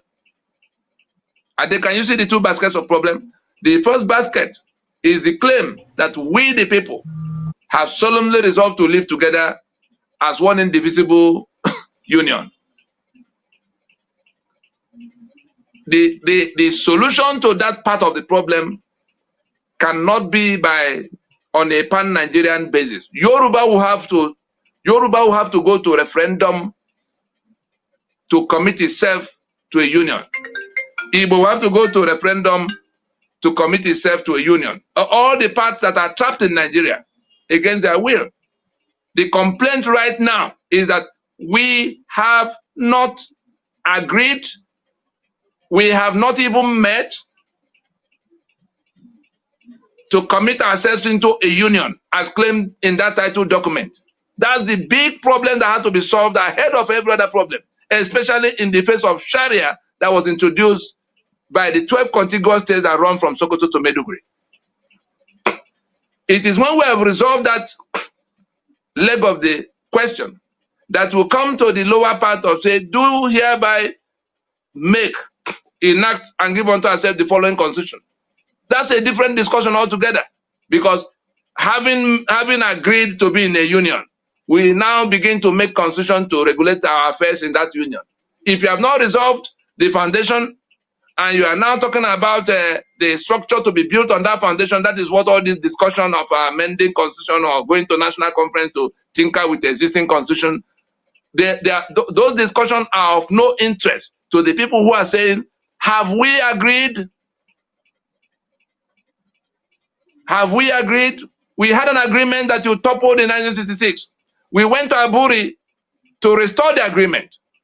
You came back from Aburi, abandoned it, and began to kill people, and eventually imposed something that became the new agreement. Agreement in quotes, because the one of 79 was no longer agreement, it was just a decree processed into constitution by Obasanjo on behalf of those who dictated the content. For somebody dictated the content, Obasanjo was just the man who had to do it for them at that time. And so, the issue now is, how do we get it out of the way, out of our lives? The process by which we can get it out of our lives has been articulated and put to work since 99 in 5 phases. In the first phase was consultation and a lot of research. How did we even come into this union? we had to get into the British archives to get the documents that our fathers didn't have, the amalgamation documents and all of how they became 1914 and how they got to 1922, Richardson, Littleton, Macpherson constitutions. All of those things were things we had to put on the table to distill like a diagnosis. How did we get to where we, so when we had done our diagnosis to say that, oh, these people deliberately set out, I mean the British and their friends, the Caliphate, they deliberately set out to set up a union of master and servant, just like the apartheid that came in 1910. Our own came in 1914, union of master and servant. We have the documents that led to 1914, all the way down to the 1860s. Now, having come to the determination, because we traced it all the way to the present constitution, that it was the same principles we saw in the document that predated 1914 that were carried forward by these same forces. And so, it was then our decision that the way to go is to talk to all of those who are trapped in that prison so that we can organize a joint jailbreak. That was what became PRONACO in 2005. By the time we first announced that we were going to have a sovereign meeting of the constituents of Nigeria, Obasanjo president in 2004 went on national broadcast to say, oh, you guys will be committing treason. But we knew that our sovereignty had not been ceded to anybody. Yoruba knew, Ijaw knew, Ogoni knew. And we managed to get all of them to agree, including the Fulani at the time. We told everybody, look, let us forget what the British did. Let us forget what the soldiers did. We are here now. We have to. Are we not able to work out the terms by which we can get electricity for everybody, get housing, get education, get security? That's what the union agreement is supposed to be doing. How do we reinforce ourselves and live a better life, build a society other people will be happy to come to share with us, not we running away from. And so this in the second phase was that PRONACO, in which the nationalities came together and ironed out these two questions of, do we want to live together? Most of the people at the time said yes, but everybody had their own demands, their own country, their own conditionalities for remaining in the union. And so we had 29 points of difference where the conference had to decide what would be the consensus. And that was what took 2 years to do, from that 2005 to almost the end of 2006. And we had a draft that came out from it that was satisfactory to everybody. It was in fact a delegate. We sat in plenary in Lagos, we sat in Port Harcourt, we sat in Enugu, we went to Jos and Kano, we came back to Lagos to conclude. The United States sent to observe a mission to that conference. European Union sent to observe a mission to that conference. There's an outcome that would have taken us back to being a federation. That tiny force from that section of the country that is now holding all of us hostage was the only opposition. Progressively, they were sinking deeper into their Sharia world, making life impossible for everybody else, and looking for how to get to power by all means. Eventually, they got to power. See what they've done with it. They don't believe all men are born equal because they have a feudalist worldview. So we've done the first leg, we've done the second leg of getting consensus.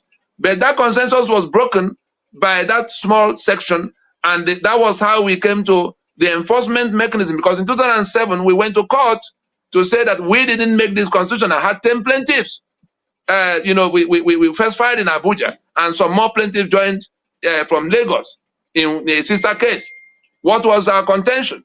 That we have not made this constitution so that we could afford Nigeria, the opportunity of an orderly process to decommission that constitution.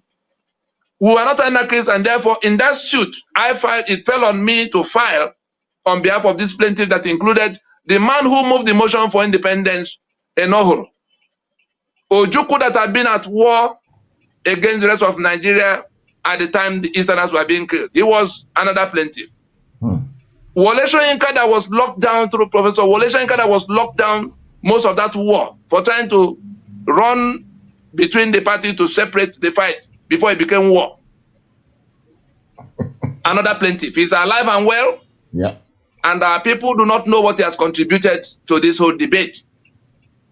Because the instrument under which we are all laying claim to right to self-determination now, he was central to how that instrument came out from the UN. That's his biggest achievement when the records are fully taken. He went to his friend Kofi Annan at my request. Said, let us find a way so that we're not all accused of treason by the time we begin to enforce the consensus that came from Pronaco. And we were lucky. We got the instrument out in September of 2007. That United Nations Declaration on the Rights of Indigenous People. CCONO, one of the plaintiffs, Bishop Bonigi in Akure, good old man, one of the plaintiffs. Fred Agbegbe, President Lower Niger Congress, one of the plaintiffs. Prince Bankole Oki, Tanimoshe Bankole Oki, senior advocate. He was chairman of the body of senior advocates, plaintiff in that same suit. Asari Dokubo and Rafu Wazirike, both standing trial for treason at the time. It was that suit in which we were challenging the legitimacy of the 1999 constitution that collapsed the treason trial in 2007. Obasanjo was holding them for challenging what Nigeria was doing in their space. And so we also have Yerima Shetima, the one that later went issuing a quit notice to Igbo in the north. These were the 10 plaintiffs in that suit. The task of filing and leading the case fell on me, and Nigeria had no answer to the question we raised about, did we make this constitution? Because in the constitution itself, the story of Absalom Abaka about how he made the constitution is printed. Decree number 24 is printed along. Go and read it and you will see how he set up committee that went around and came back to him, and he accepted their report and labeled it 1999 constitution with an instruction that that story should not be printed. But the forces of heaven that already determined to free our people from bondage caused them to make the mistake of printing that decree number 24 along with that constitution. That was where they lost their title deed, because the proof of what we went to say in court was in the document itself. Therefore, the Attorney General of the Federation of Nigeria filed a response to say that they have nothing to say, admitting our case. The only thing, the judges began to do adjournment upon adjournment. In going to court, we were not going to get a pronouncement of, we were not hoping to get any pronouncement that would determine whether we go left or go right. The only thing we went to do in court, let everybody hear it clearly, because people will be asking, hey, what happened to the case? So that we can go and revive it and win it. No, a forgery, any document that confers title or benefit that turns out to be a forgery collapses right at the point of discovery, especially if it's on the face of the document. You go and make a photocopy of 1,000 naira or $100, and you cut it to try to go to spend it. Or you put a signature on a check that the owner did not make, and you went to bank to cash the check, and the owner of the account is by accident in the bank, and he says, I didn't issue this check. You do not require, in either case, you do not require the pronouncement of court for the consequences of that forgery to begin to take effect. The title deed called the 1999 Constitution, by which your lives are being ruined, by which 3 million barrels of crude oil are being sold every day, by which people from distant places come to your space to kill you, by which you are denied all kinds of things you can do for yourself, is sustained by that signature you did not make. in that claim that we the people. That was what we went to court in 2007 to establish. And whether the court makes a pronouncement or not, the proof of what we came to allege is in the document itself. So there's waiting for the consequences of that forgery is that those who are choking under that title deed, under the operation of that title deed imposed, are entirely at liberty to proceed with their lives because they are not, that forgery cannot remain the basis. We were not anarchists, and therefore we offered those in government house a leeway. In that suit, we wanted 18 months. We asked the court to give them 18 months within which we'll go and decide a new thing, like South Africa did with apartheid. I keep pointing to South Africa and apartheid, like they did in 1990 under the courageous leadership of Frederick de Klerk. South Africa came to where it accepted, apartheid South Africa came to where it accepted that that constitution cannot, the apartheid constitution could no longer carry the society. That is where the 1999 constitution has arrived right now. All stakeholders, president, National Assembly, politician, political party, protester, international community. In fact, the United Nations in August of 2019 sent a special rapporteur on Nigeria to come to investigate the extrajudicial killings that have become the character of Nigeria in the eyes of the world. Everywhere you look in Nigeria, people are being killed. Everywhere you look, government is killing, bandit is killing, herdsman is killing, everybody is, kidnapper is killing, robbers are killing, and the UN was looking at 200 million people that could just become a liability to the global community if that country snaps from these killings, because people who are threatening all kinds of things. Those who say they want to do a republic coming to UN. Those who will say they want to Biafra yesterday coming to UN. So UN became worried enough to send, a rapporteur to come to find out what is it that is going on in that place. In September of 2019, the UN Special Rapporteur called Agnes Callamard raised a report that the constitutional arrangement of Nigeria is like pressure cooker for injustice, and that it has become a danger to the global community because Nigeria could snap and 200 million refugees will be looking for where to run to. Meaning that the UN also agrees with us that this constitution cannot be. The UN already marked that constitution, you know, the way they mark a building for demolition, marking it red, X. September 2019. And so, all of those who should be told what is happening have been told, from Capitol Hill in Washington to the UN headquarters in New York. All of those who are suffering from that constitution, from the creeks of the Niger Delta to Ibadan, to Makurdi, everywhere, they have worked together on a journey to ending that constitution. So when we finished with Pronaco and we went to court in 2007, by 2011, June 30, all of those who have been working on these processes from all these parts, minus those who say they are born to rule us, because their own question, that Sharia has become a preliminary objection.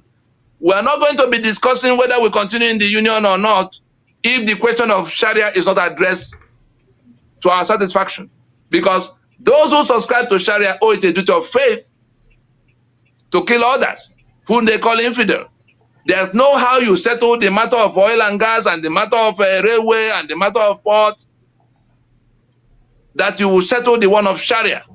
And as long as they owe it a duty of faith to kill you as infidel, you are going to be killed progressively until they exterminate the last man. And under that, their Sharia, they're entitled to deceive you, to lie to you. Our own civilization does not tolerate lies and deceit. Our own civilization and killing. Our own civilization holds human life sacrosanct. Why they owe it a duty of faith to eliminate you and seize your assets because you are infidel in their eye. Our own civilization believes that all men are born equal. In their civilization, all men are not born equal. Therefore, they are born to rule you. These are fundamental, these are matters of clash of civilization. There's nothing that you can do to solve them just by going to make a constitution. Therefore, the first business is the matter of sitting down to recommit to the union that will collapse upon the collapse of this constitution. Because the day this constitution goes down, the union, it forced on us. The union of master and servant goes down with it. The one we call unitary Nigeria ends with it. And if we have not reached an agreement on what to do, like South Africa eventually reached in 1994, after Kodesa had done his business, the first order of business is that this constitution, there must be a pronouncement that this constitution cannot remain the basis of the union. That should be the campaign of all of those who want to end their enslavement. That should be that's the only thing the government is able to do now. If they're not doing it, they're going to have to hold down this at least 150 million people who are saying that the whole of the South and the whole of the Middle Belt is saying they cannot continue under this union of master and servant as defined by this constitution. It is still a rejection of constitution right now. They are still prepared to accept a transition in which those already elected can remain like South Africa did remain. But from the flashes of what we saw 2 weeks ago and last week, let us be careful. Let us not take it for granted that they will always be that generous to accommodate those who are killing them, even for a limited period of discussion. If it comes to where they feel that there's no more time to spare, all of those, especially from their places, all of those from Southern and Middle Belt Nigeria, if this matter snaps, that mob already identifies you as the problem, not the man from Sokoto or Kano, not the soldier from Afar, you who hold on to that constitution. Back to 2011, the point at which we came out with what we call the Lagos MNN Lagos Declaration, because MNN is the alliance, like I explained at the beginning, of the eastern half of southern Nigeria, the western Nigeria, and the Middle Belt, the Lower Niger, the Yoruba Bloc, and the Middle Belt, rejecting that 1999 constitution imposed by the other side, and rejecting Sharia and feudalism imposed by the other side in their space, but progressively coming down to impose, championed by the one who is now our president, championed by the one who is now our president in all ramifications, whether it's the Fulani campaign or the jihad being waged openly. Because as Fulani, your president is still grand patron of Miyetti Allah. For Miyetti Allah that have been claiming responsibility proudly for the actions of Fulani herdsmen, top 3, global index, terror. And your president dips his hands into the treasury, into the common purse, to raise 100 billion for Miyetti Allah to carry on with whatever they are doing. Who knows how much of that money was used to buy weapons with which Nigerians are being killed today. And so there's no pretense about who is doing what against who. Go back to that map.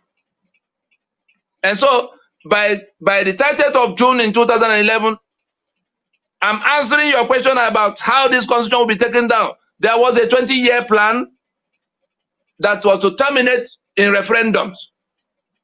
But we had to organize all of those who live in this space. And the white portion of this map you see have been the one after the protocol that involved everybody. The South and Middle Belt have been moving on with getting to the termination and truncation of that constitution in an orderly manner. That was why we had to go to inform the international community the stakeholders. That was how we went to inform those at the UN who will have to play some part in resolving the question of the constitution we dispute. Our sovereignty has been hijacked. We did not submit our sovereignty in the manner claimed in this constitution. And we're insisting under the instrument that entitled us to our right to self-determination, the UN instrument regulating the situation, the indigenous nationalities of Nigeria to the south and middle belt now insist that that right to self-determination has become due to be asserted. And in asserting it, we are on the verge of activating a sovereignty dispute we call the constitutional force majeure. That is to say that we have done everything to rework the basis, the constitutional basis, the damaged constitutional basis of Nigeria. Our erstwhile compatriots who have now adopted a strange civilization, including Sharia and feudalism, have made it impossible since 1967. And so they went ahead to impose a constitution that put our signature on a document of damnation against ourselves. We've done everything to show we did not make it. We've called a meeting of all. Buhari was part of the Fulani delegation that came to Pronaco. Sayed Abubakar was part of the Fulani delegation that came. There's nothing I've said here that has not been discussed in private with all of those who are hanging around in Abuja and pretending they do not know what we're discussing. Tinubu was governor of Lagos State, very much involved. Fashola was his chief of staff, very much involved.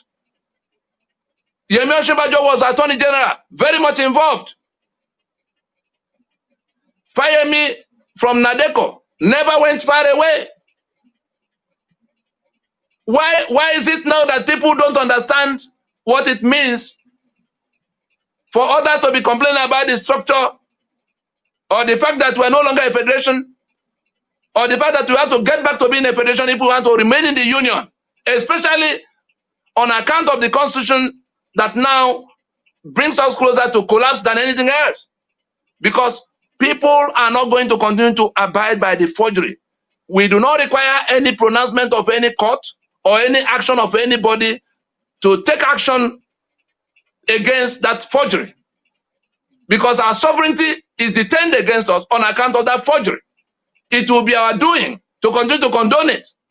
And we're saying the mechanism for ending that enslavement, the mechanism for bringing down that constitution is by arriving at this proclamation, by jointly saying it to the hearing of the whole world. And that was why in 2018, December 11, I'm sure many of us heard about the Freedom Park Proclamation, in which these three blocks came together to notify the global community that in the face of the existential threat represented by the invading Fulani, who labeled themselves herdsmen, Fulani militia,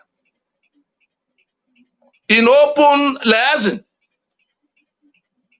with the government of the day, aided by ISIS that came to join forces with Boko Haram, we told the global community that we will not proceed to another election under that constitution that tie our hands and our legs. The 68 items of exclusive list is like 68 ropes. Electricity is one. They tie a rope to your neck and tie to one pillar. Election is another. They tie your left leg. Corruption is the other. They tie you by the waist. All tied to various pillars. That's how Nigeria got to where it is. And if that constitution is not taken down, nobody's going nowhere until they get beheaded where they are, because the people who behead you are already on their way to your place, pretending to be Nigeria. They're not already. They're there already. They are there, but they are just waiting for when it gets your turn to be sacked from your space. Pretending to be Nigeria. The Nigeria we agreed upon died in 1966. The Nigeria, the one they call one Nigeria, is the unitary Nigeria defined by this constitution. Is not our project.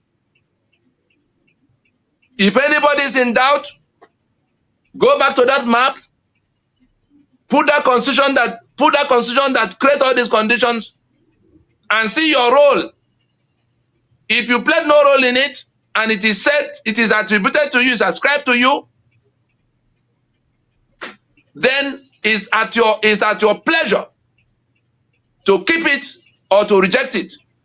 We have in these last 21 years, from 1999, organized all of those who are choking under that constitution to be on one side against all of those who are trying to retain that constitution by all means, including those from our own part, from the South and Middle Belt, who swear to defend and uphold that constitution. For the purpose of this discussion of what will happen, let all of them who are on the side of that constitution know that the people to retain it for 60 years.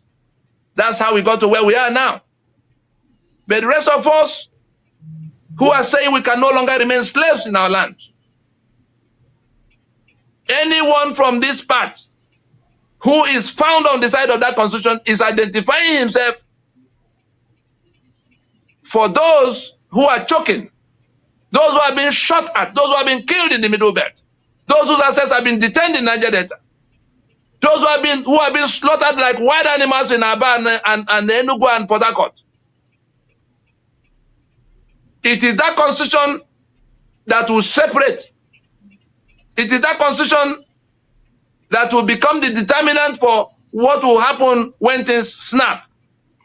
If you are from the South or from the Middle Belt and you swear to defend and uphold that constitution, you are telling your people you want to make money, you want to make fame, but they can die. If you're in political party, you have not contested, but you are not part of those trying to take down that constitution. You are one of those preparing to go to contest election under that constitution in 2023. You are endangering yourself in the hands of those who are choking, those who have come out of the street now to say they can't take it anymore. Yeah. Because you will be their target. You will be the ones they will chase after if things snap further. Things are on the verge of snapping. No matter what you do, they're gonna snap further anyway. We can arrest it today if our people agree with us. When we roll out, when we activate that constitutional force majeure, we're going to give a time frame, 90 days, for all kinds of. There are a number of demands of things that must happen. The most important of which will be an announcement. The government of the day must now accept that they cannot continue to pretend we authorize them to govern us in this way, that we authorize our people to be locked down into this union, or for them to govern us under the rules they impose on us.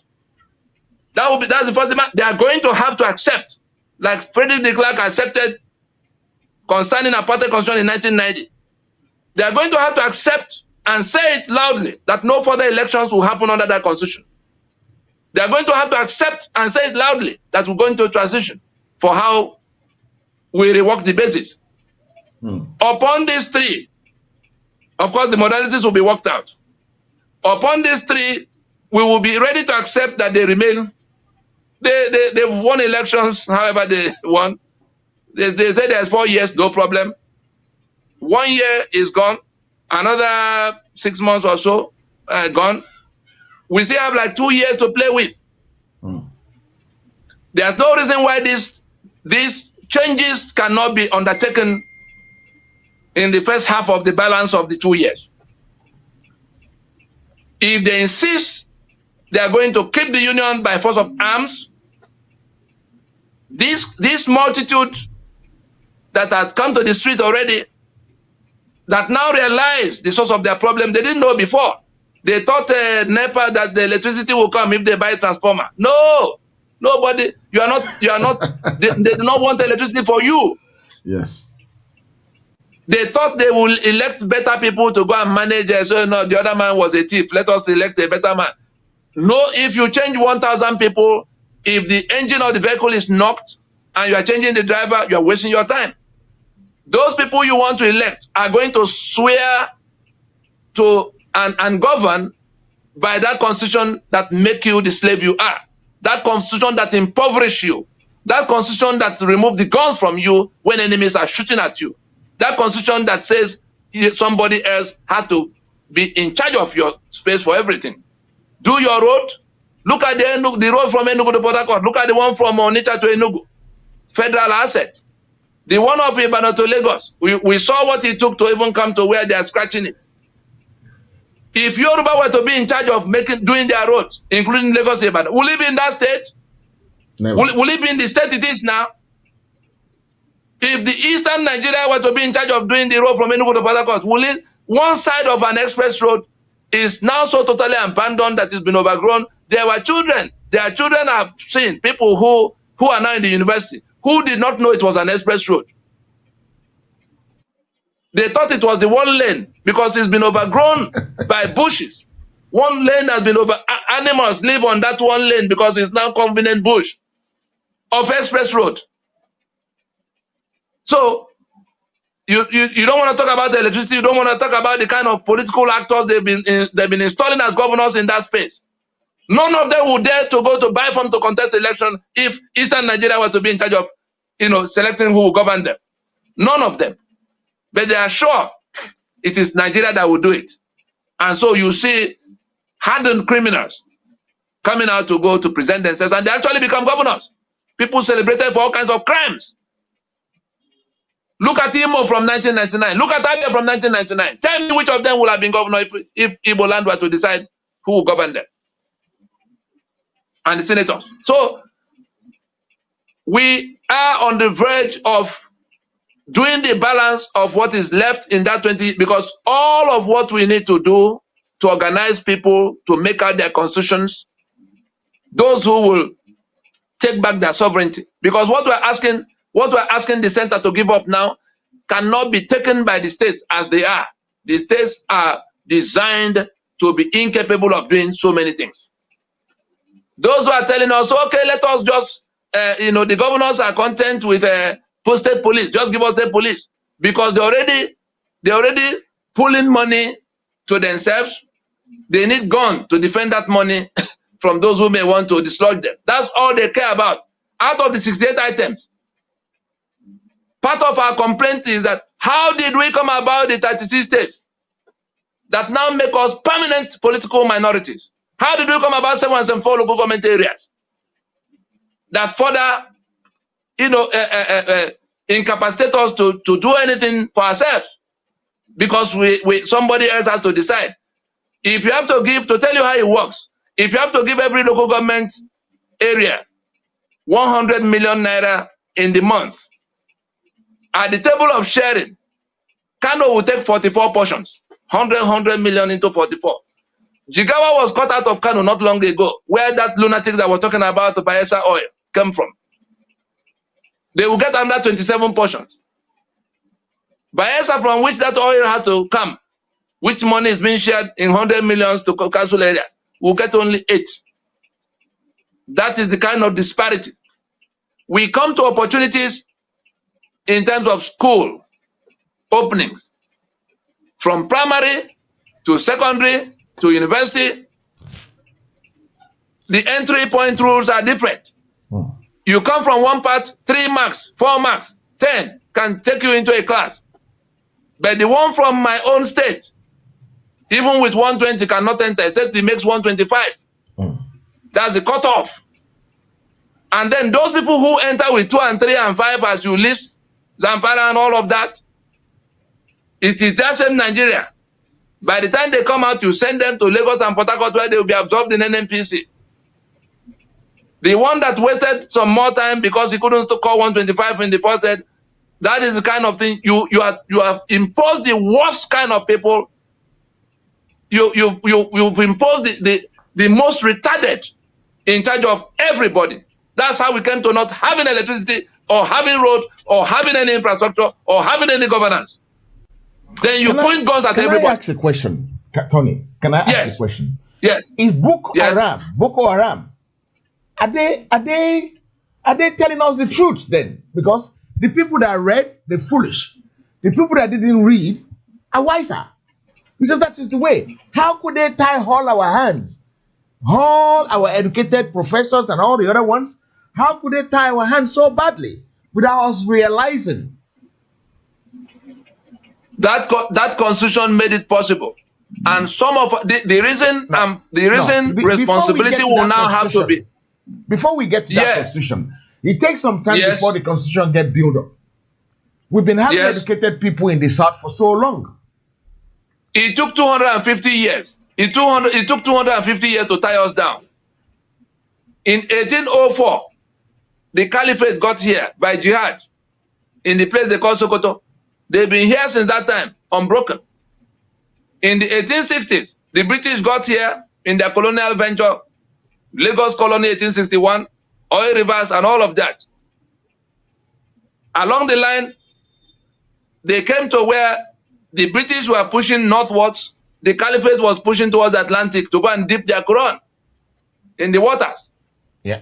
But they decided, after some skirmishes in the Kwara-Benue axis, they decided to consolidate what they have and keep it for permanent sharing. That was what became Nigeria in 1914. Two thieves that came to rob.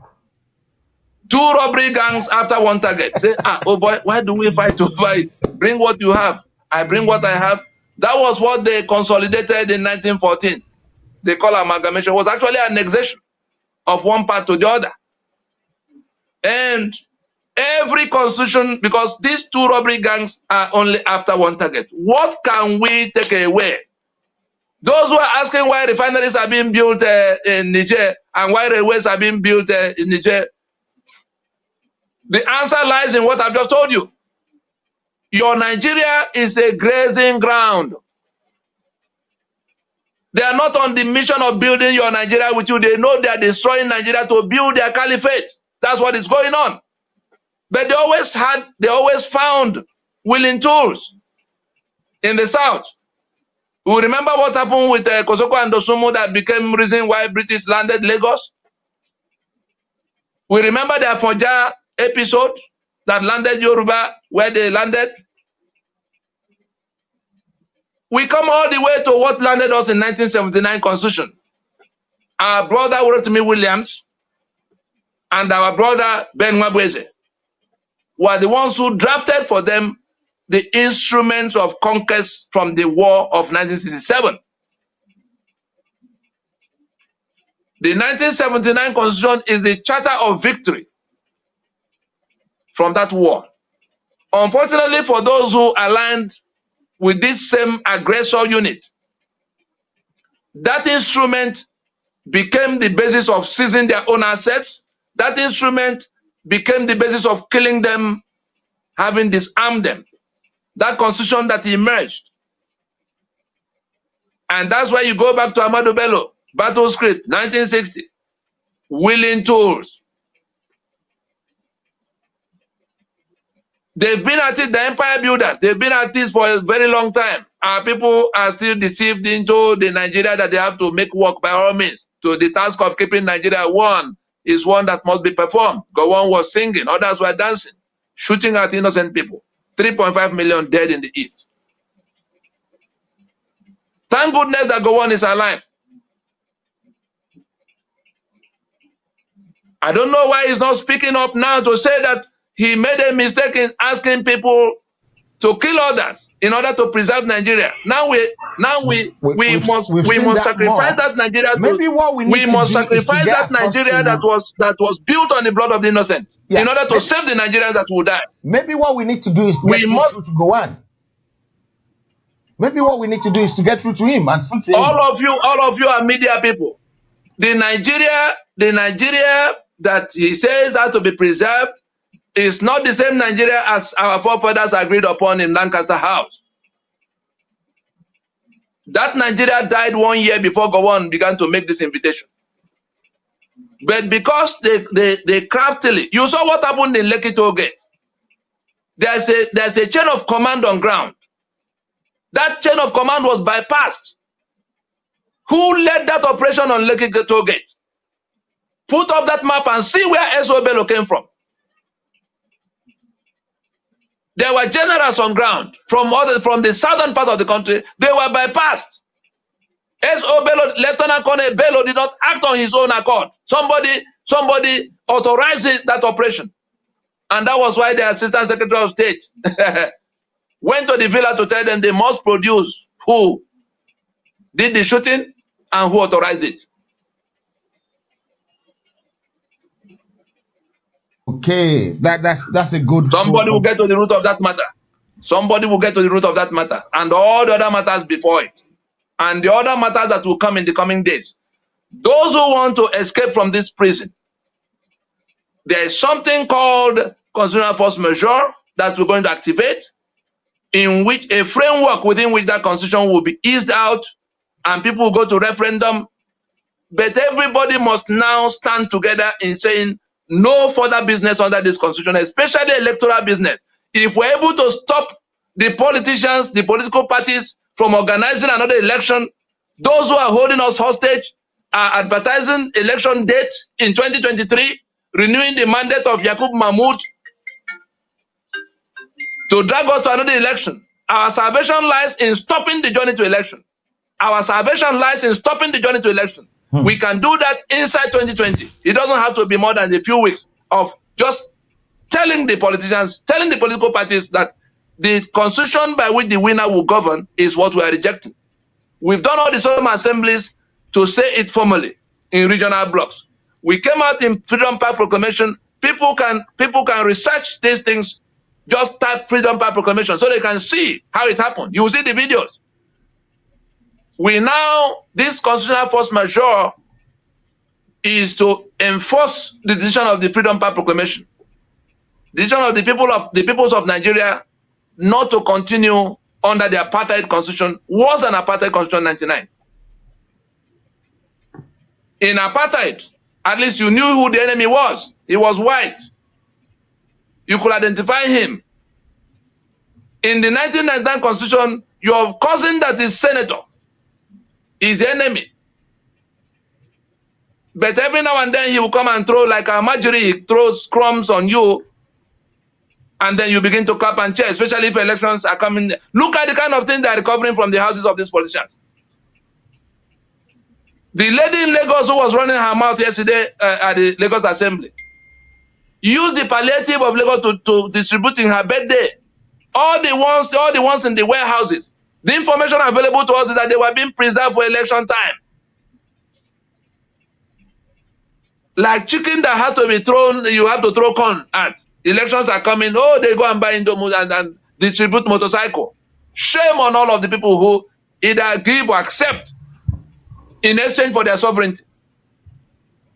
So we are now on the verge of activating a collective action to take out that constitution. The role we have to play, the role the individual have to play, all of those who are pouring out to the streets, demanding restructuring, demanding all kinds of things, demanding end SARS. The campaign is end, turn off the tap, end the 1999 constitution. Anything short of that is a waste of everybody's time, is preserving Nigeria for the conquest of the Fulani. I think we can hang it here. Except you have other questions. Thank you very much. I might be tempted to open the phone line for about 5 minutes to see what people want to say to these very good analysis of what has happened today. A lot of people are commenting to say this is very, very in-depth.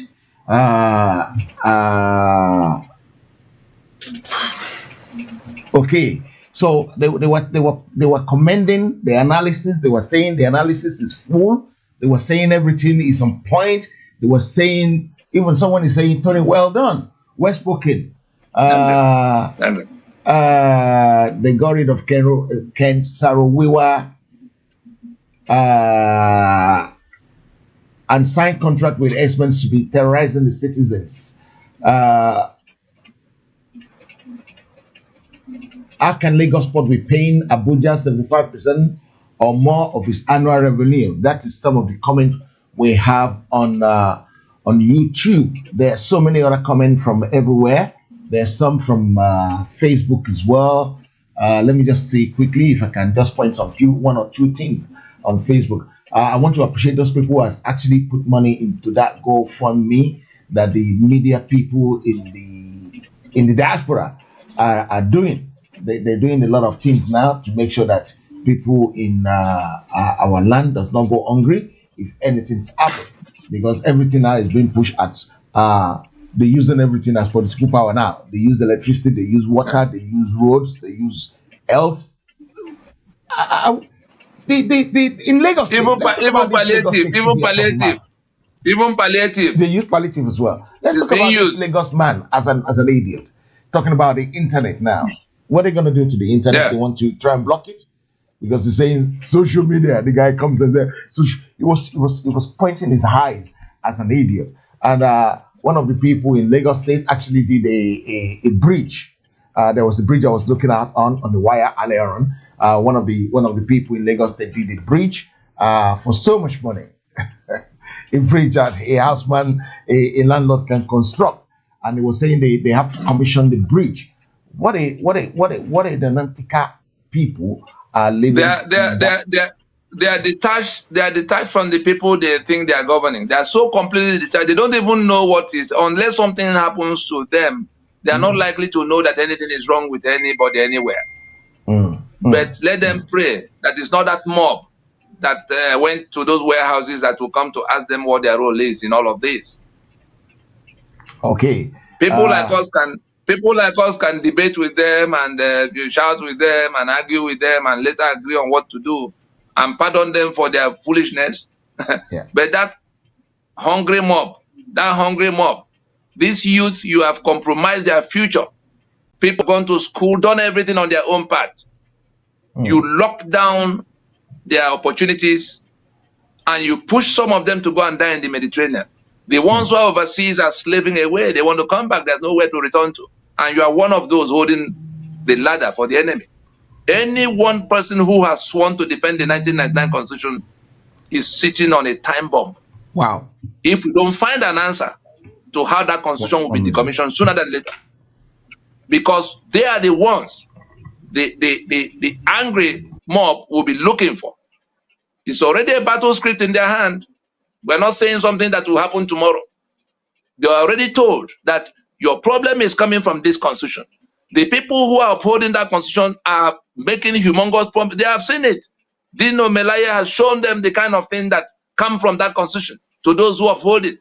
We've seen the many governors and all the billions upon billions that they take that have become their own. Go to Ikoyi, all those tall buildings. Let me tell all the those people tall at home buildings that in the phone Ikoyi. lines are open. Let me tell them, Right. guys at home, the phone lines are open. If you want any questions, constructive question, I'm not looking for stupid questions, even though no question is stupid. But try and make it more energetic, something that can drive us forward, something that can push us forward. The number to call, you know it already, +44 734 1234 560. The number again, +44 734 1234 560. That's the WhatsApp number that we're using today. I will try and pin the number as soon as possible. But in the meantime, I have a caller straight away for you, Tony. Hello, sir. Good afternoon. Hello, good afternoon, sir. Yeah, go ahead. Your question, please. Yeah, I didn't have to. I just logged in and I see you on the program. I want to thank you very, very, very much for bringing in Tony. He is the man that has been fighting for this 2014 amalgamation that has expired. And I don't know how you get in. I really want to thank you very, very much.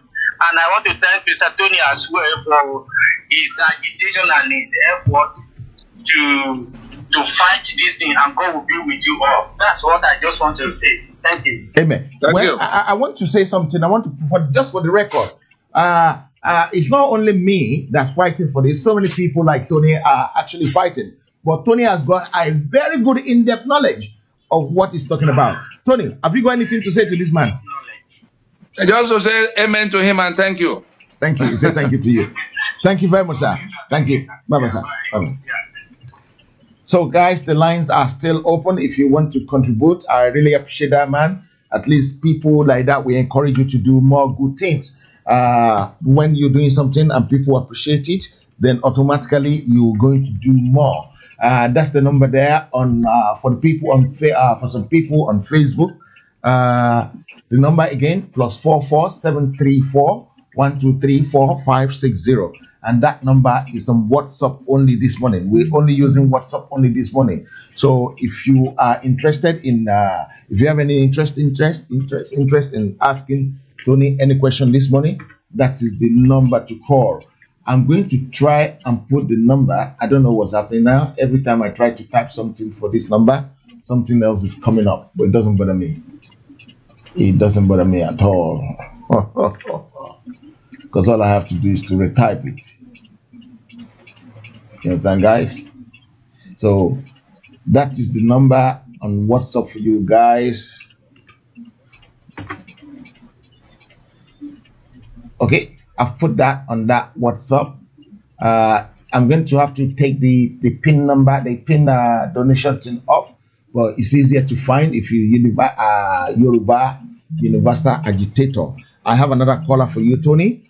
Good morning, caller. Your name, where you're calling from, and your question for Mr. Tony. Hello, sir. Yeah, my name is Lawrence Ajayi. I have this question I wanted to ask. The World Court is what court in Hague or in America, I don't know. Is it not possible for some lawyers, both in diaspora and in Nigeria, to drag Nigerian government with this constitution situation to the World Court? I just want to know if it is possible. Okay, thank you very much. Tony, any answer to that one, please? You are a lawyer. The mandate of the World Court is limited to disputes between states. Cameroon, Nigeria, Germany versus France. The mandate of the World Court is limited to disputes between states. The ICC, again, another kind of World Court for crimes. The mandate is also limited to crimes against humanity and the war crimes and all kinds of things, crimes against humanity. So the kind of situation we have, this problem we have to solve, does not require all of that. Our sovereignty is with us, is for us to activate it, to stand up and say it can no longer be. South Africa did it, and apartheid came down. Chile has done it just this week. Why can't we stand up and say we are not going to have this 1999 constitution any further? We don't have to fight anybody from afar. Look for those people from our own spaces that uphold and defend that constitution, doing political party with that constitution. Stop them by whatever means. Tell them you're not going to another election with them under this constitution. Stop them. They are too few.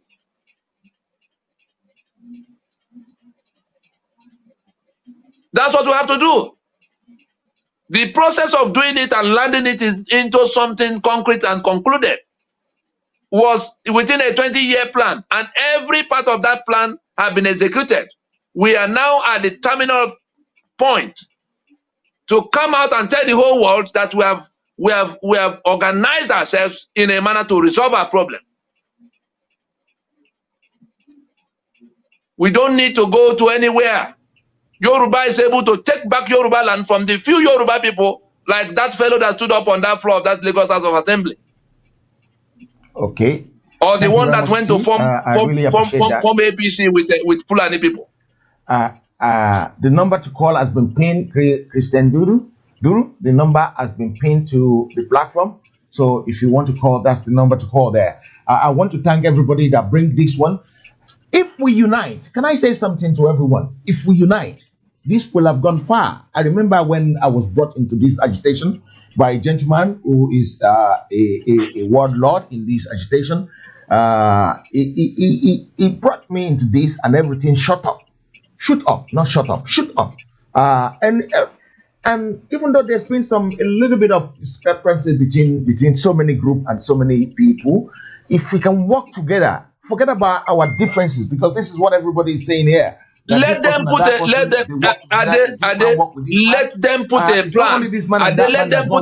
on the table. All of us, we are all guilty of this, including myself.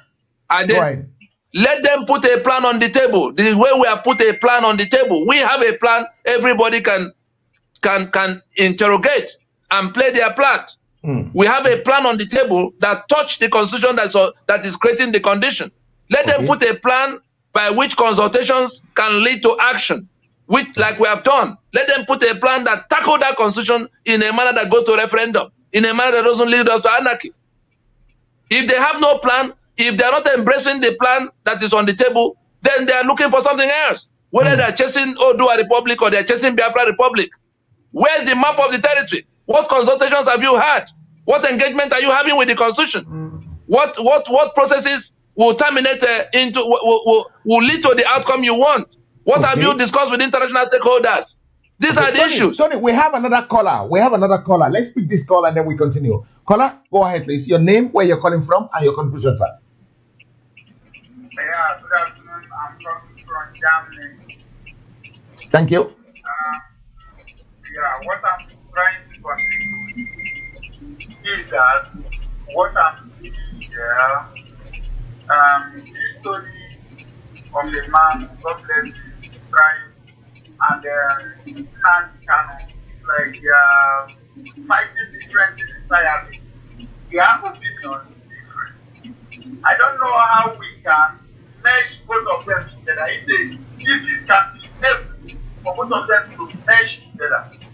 Because Tony is talking about bringing the constitution down. While my own observation, NNadi is talking about going to war. That's the only solution.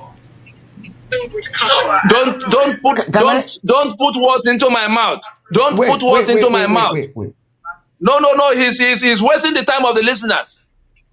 Okay, let me. What we set out to do. Wait a minute. No. You're wasting. I'm going to leave the program for all of you if you don't want to listen to. He's saying something that is the opposite of what is happening. We spent 6 years. We sat down with NNadi Kanu. I sat down with NNadi Kanu in 2013 and put this plan on the table. Where's the map of that Biafra you want?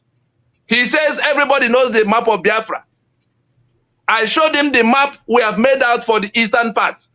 Yoruba had their own, Middle Belt had their own, the Sharia Belt had its own. What discussion have you had with the George Anak, the Efik, all of those who rejected Biafra in 1967 for whatever reason?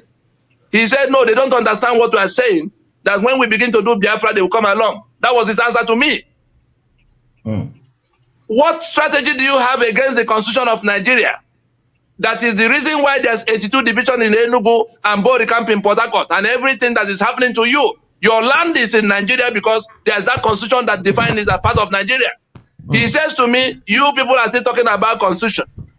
And it is Biafra I'm interested in. You are talking about Nigerian constitution. He does not understand that it is the Nigerian constitution that tie him down into the slavery he's in, that he's trying to come out from.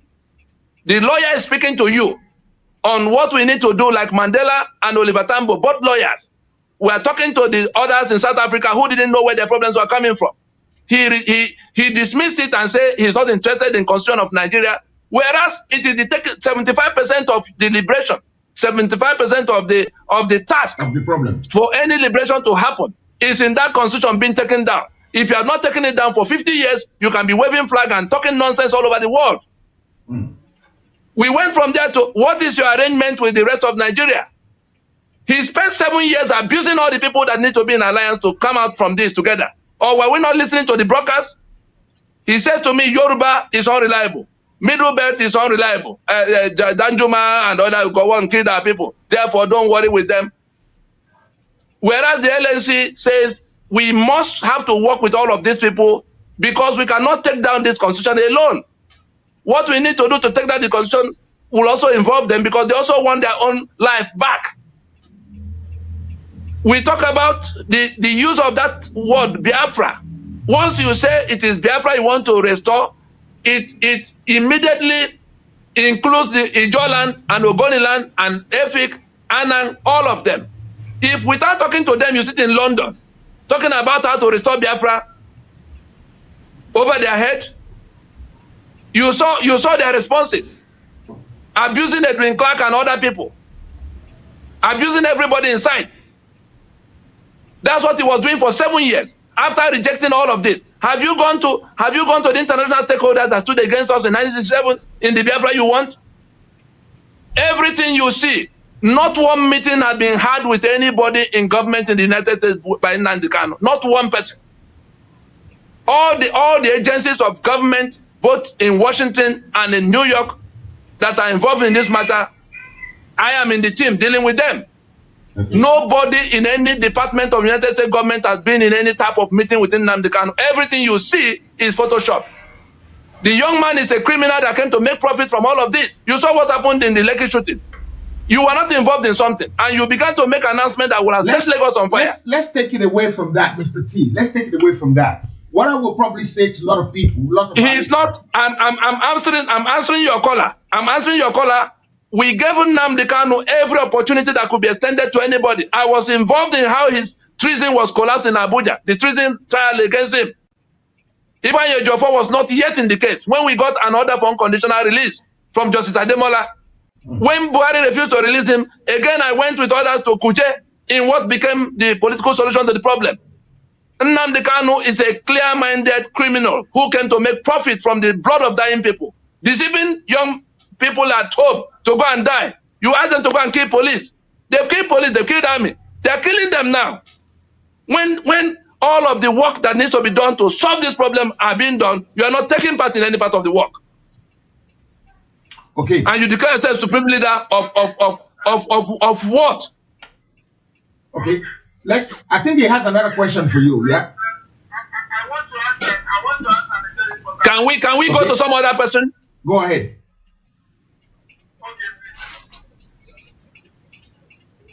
Go ahead, sir. Go ahead, caller.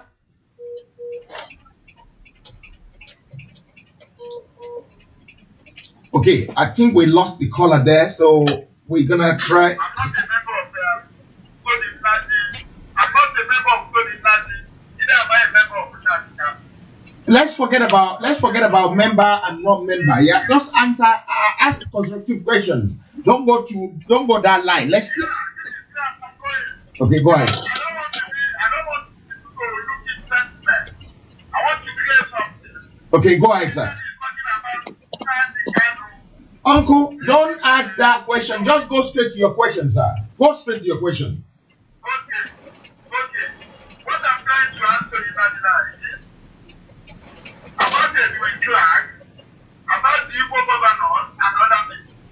Can't he understand that anything you do to cooperate with these people, I'm sure they will surely sabotage what you are doing because they are benefiting the present government of Nigeria. I think it's not possible for we to align with these people. If there is any way we can do without this people, I think it's more better for us. Thank you very much, sir. Thank you.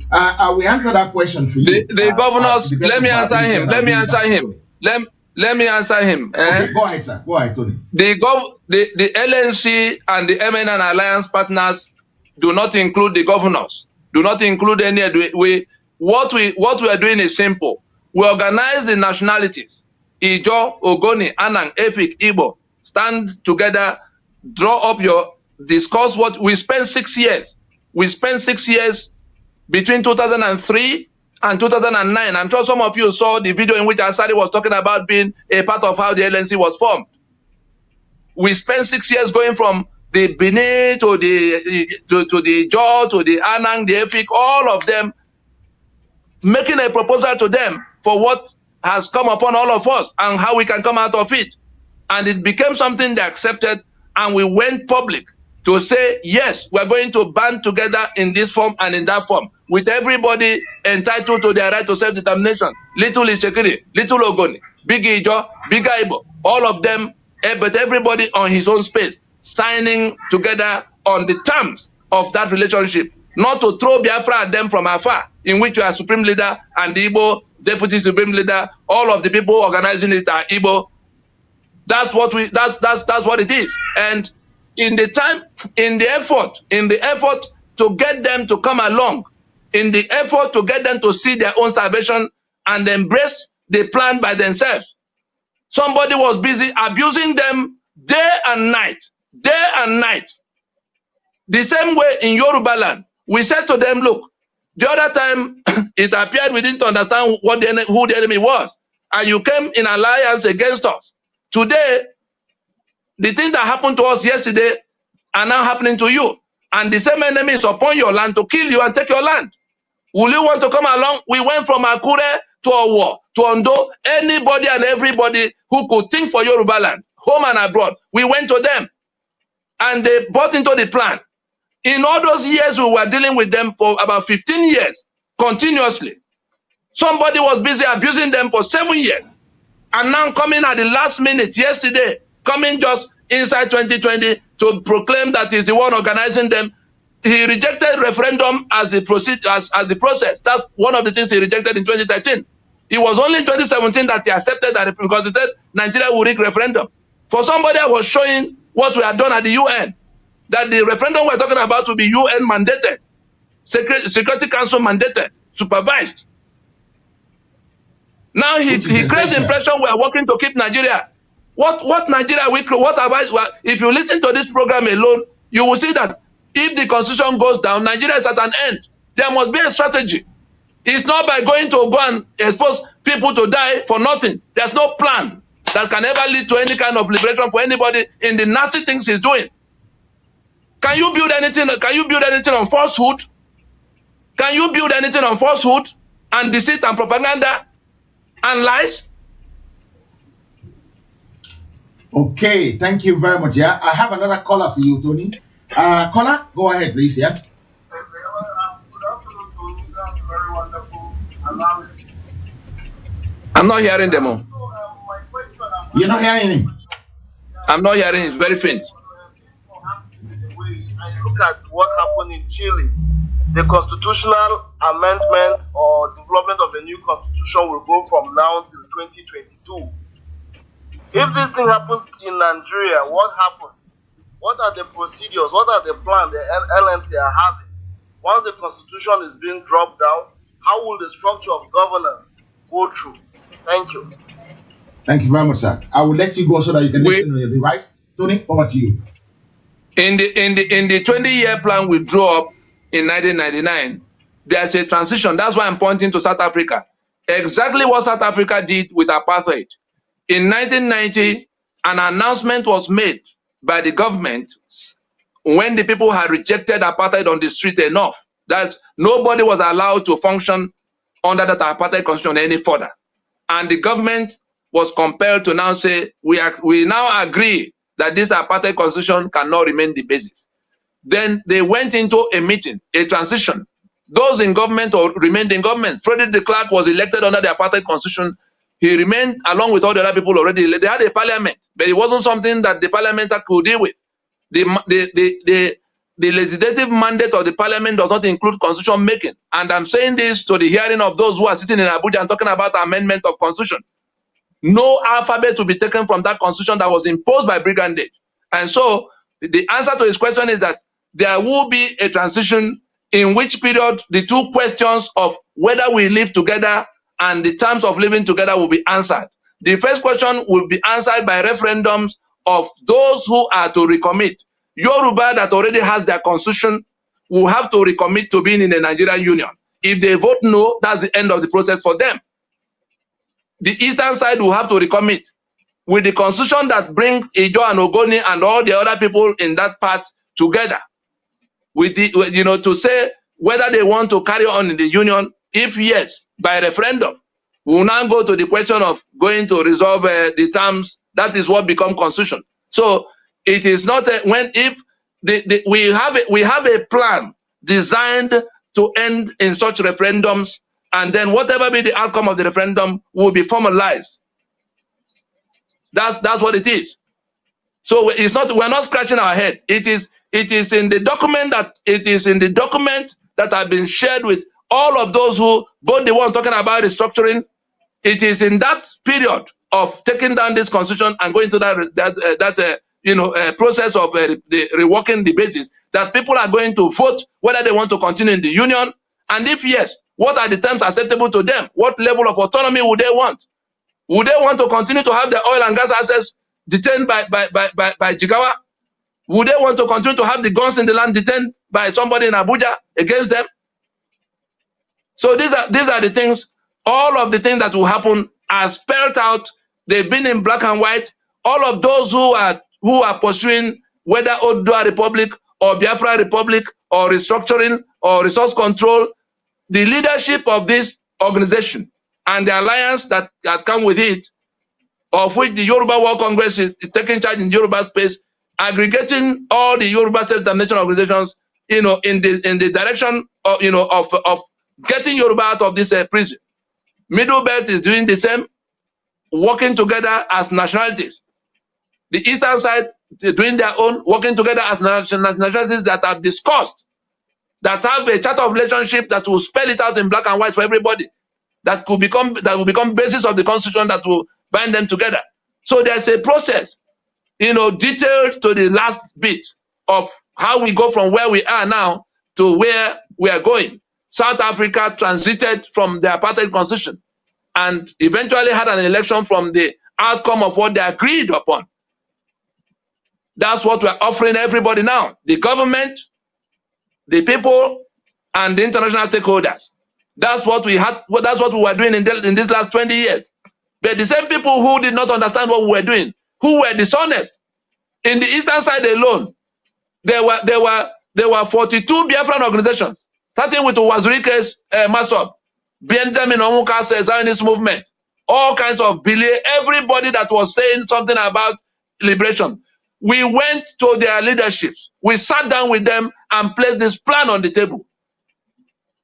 They rejected it. Only Masop of Uchenna Mado, after Wazirike had left for other transactions, accepted it in full to say, let's go, if that is the way to go. And the one that Ojako was operating.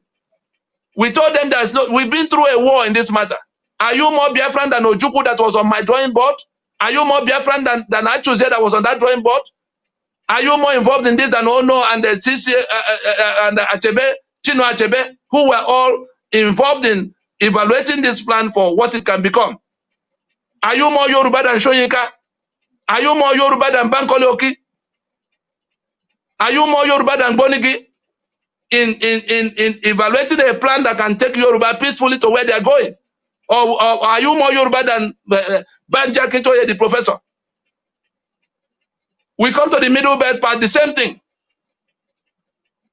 And so when we're doing all of these things, some illiterate, some very illiterate and very dishonest people say, hey, they are carrying map about. Everything about self-determination begins with maps and ends with constitutions. In the Yoruba space, among all of those who have been working with us, Gani Adams was the first to accept this plan in full. All others came after him.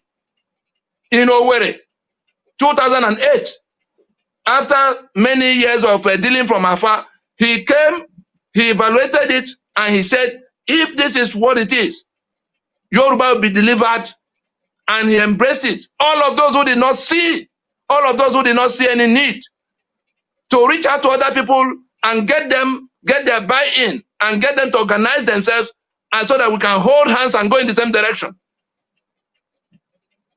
You just go and start blowing trumpet all over, setting fire all over the place. Look at the number of people that have been killed for nothing.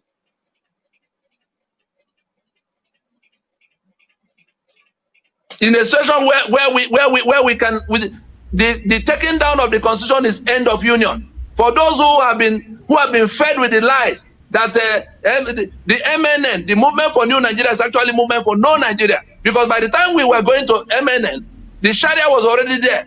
But you have to put a plan in place to be able to get to where you are, where you want to go.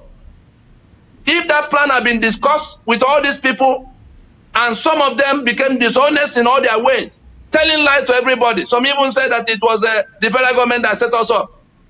If you call it in the eastern part, for instance, if you call it Biafra, the Yoruba can call it Odua from the first day. They have nothing to explain to anybody else. They are all Yoruba, all the way to Kwara and Kogi. They have no that problem does not arise in their own space. But in the eastern side, the moment you say it is Biafra you want to restore, you cannot put a map to it anymore. That is what we whispered to them, they didn't listen. Nnamdi Kanu is the greatest setback to what can become liberation for our people. Okay, because it's dishonest. That, Tony. I really appreciate your effort in clearing so many things today. I want to say something to every listener today. There are so many things that we do in life. Everybody has his own way of getting something done. We are all equal, but our fingers are not equal. What we need to do is, it doesn't matter how we get there, we have to get there. Tony has his own way, which he believes is going to work, and Mbekano have his own way, which he believes is going to work. I have my own way, which I believe is going to work, and I'm following it. I'm not talking like Tony because I don't know his route. I'm doing this because this is how I believe I can contribute. And Tony is doing his own. Mazin Mbekano is doing his own. I'm sure you guys watching are doing your own bit as well, because if you're not doing your own bit, you won't be spending your data and your time watching this program. I want to thank every one of you. We're going to be rounding up. I think we've actually gone over our time. Am I right? We've gone over our time a little bit. But I want to thank everybody who has been with us on this program today, because without you, we can explain from now till tomorrow, it won't make any impact. Knowledge, they said, is power. Tony, thank you for all the knowledge you've impacted on us today. People are jubilating, people are happy, even though some people are not very happy because of some of the comments. I can assure you that it doesn't matter how we get to Lagos from Ibadan. If you like go through Abeokuta, you will get there. If you like go through Expressway, you will get there. There are bumps and bumps on the way. If you like, you want to get to Lagos from Ibadan. If you like, go to Oyo first and go to Abuja and go to Enugu and then go through Ore. It is your choice. If you are going to Onitsha from Lagos, yeah, and you first want to get to Togo and Dakar and maybe Portugal, then trek back through the desert. Yeah. Will you ever get there? Why can't we be honest with ourselves? We have a plan on the table. Bring a better plan. Bring an improvement to that plan. Can you do without a map, a definite map of the territory? You are doing Photoshop to pretend you are discussing with Trump and Putin, when you have not even a civil, nobody that is an official. And just tell me whether you can build anything on such falsehood. The people they are doing Photoshop with are calling us from Washington. Say, is there nobody that can stop this madness? The same thing from the UN. But there are people in Aba on each other that believe that somebody is talking to somebody somewhere. What can you build on that? Is it not the same homeland? The people they killed in Yemen, are they not Igbo people that were trying to salvage, that he pushed to their death, giving them instruction to go and kill police, and now they are killing them? Okay, thank you very much for that. Yeah, the good thing about it is that even if the government is doing propaganda, if we decide to give them propaganda back a little bit, it will help our cause a little bit, guys. That will endanger the lives of the number of people who are being killed. Go to Aba and see the number of people that are being killed. Go to Port Harcourt. Go to Enugu. Or based on lies that they think that something is happening that's not happening. I pray this matter will not come to where these things will be stopped by force, because lives are involved. Human beings are being killed in large numbers because somebody is telling lies in one corner. Yes. And sending them to go and die so that he can look like he's fighting for something. Okay, thank you guys. Thank you, Tony. I can't do without thanking you enough. Tony, this is a regular show that normally comes online every Friday. It's going to be another edition next week Friday, which I believe is the 6th, if I'm right. I haven't checked my team, but if I had 7 plus 30, it will give me 6 when I'm calculating calendar, and then when I bear into mind that we are in the month of October and we're trying to get to November. So on the 6th of November is our next show with Tony, and we're gonna get more education and more information from this young man. I'll call him not young man, because before he can keep all these things in his brain, it means dementia hasn't set in, which is the characteristics of what he's suffering from now. I want to thank you and all our viewers from all over the world. I really, really appreciate you. It's supposed to be 3 hours, but we've gone about 4 minutes past 3 hours anyway. So I want to thank everybody who has been watching this program today. I really commend you. I thank you. I cannot thank you enough. The next thing you want to do for me, please share. Cut it, put it on every other platform. Please, when you're doing that, don't take my name off. Don't take the heritage thing off.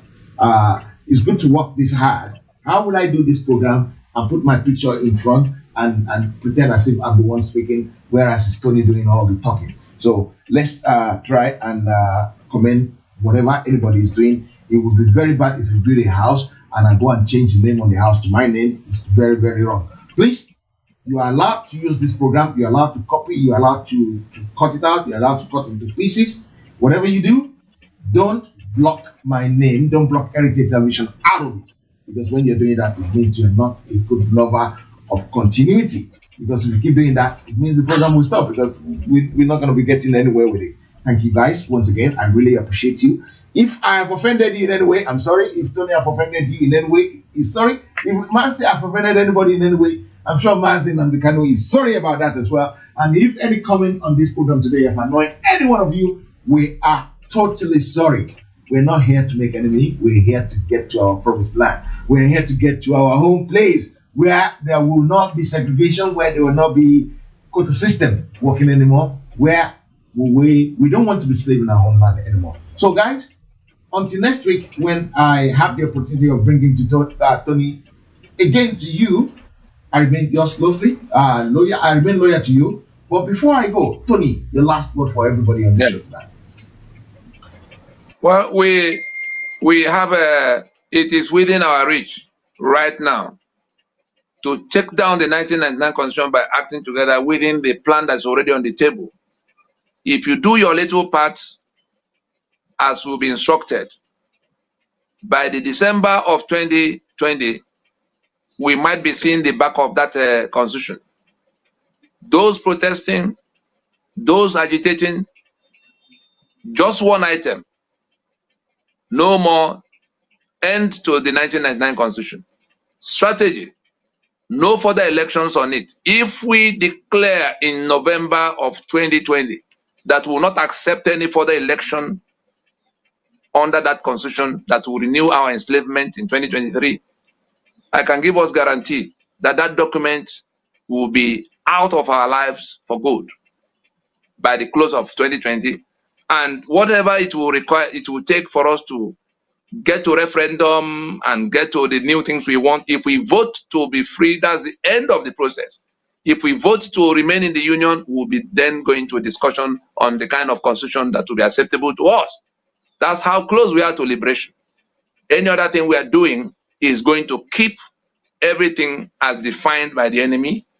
Those who are planning to go to election under this constitution so that they can get to be the ones to go to government house, you cannot fetch water with basket. Find out whether the things we have said are true or not.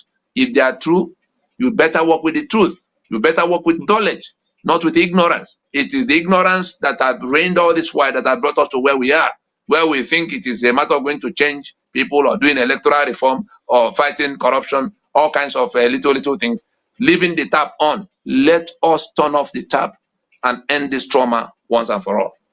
Thank you very much. Your last word, I'm going to turn it to a song. Turn off the tap now. 1999 Constitution. Turn off the tap. Turn off the tap. Turn off the tap. Thank you very much. If you haven't signed, if you haven't subscribed to my GoFundMe package for Yoruba Rescue Fund, it's still ongoing. The thing, I'm going to repeat it there. Tony, make sure you find time and read these comments. Maybe this will change the way we do things a little bit. No problem. If anybody could ever, in their right mind, go through all these comments, they were just flying by.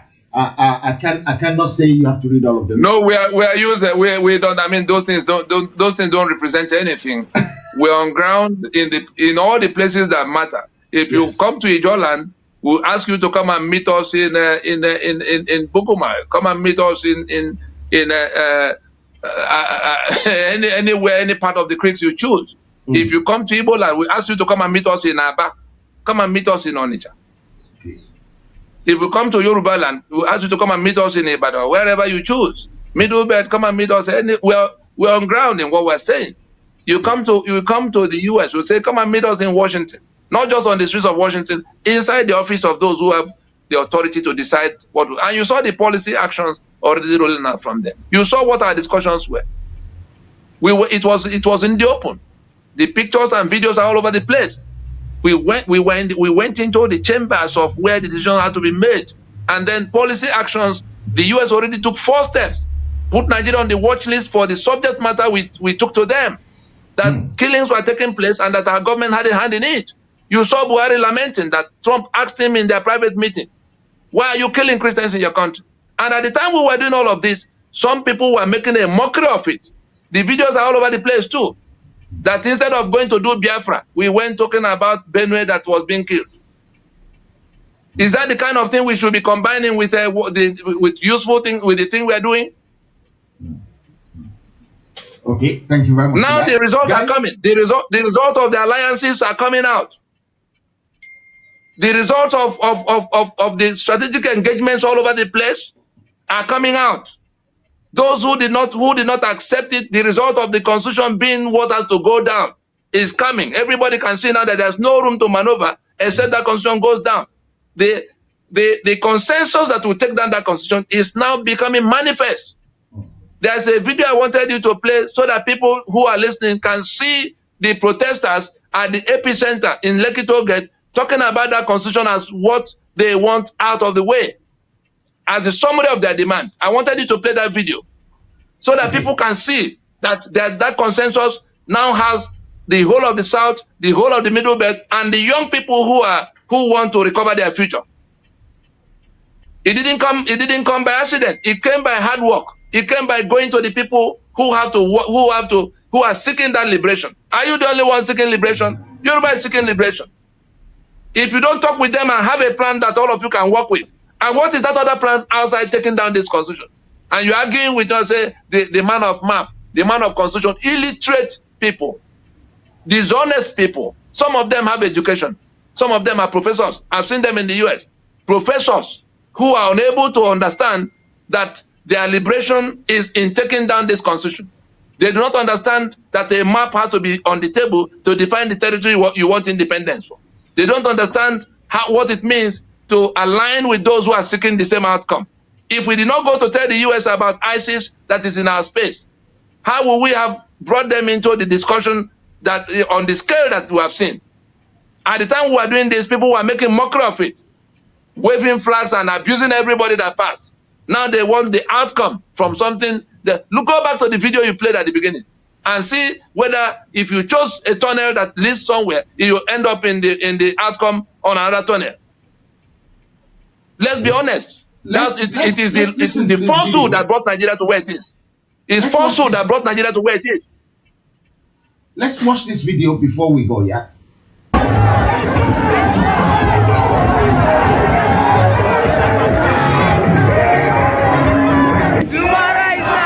Politics. Tomorrow is now. Youth in politics.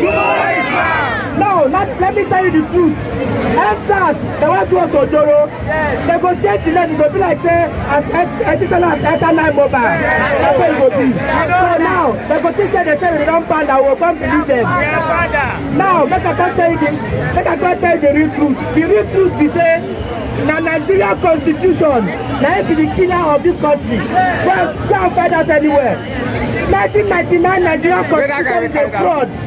1999 constitution says that I don't know myself. Who the hell my mic? Don't off my mic. Why are you coming from fire? Why is this so fucking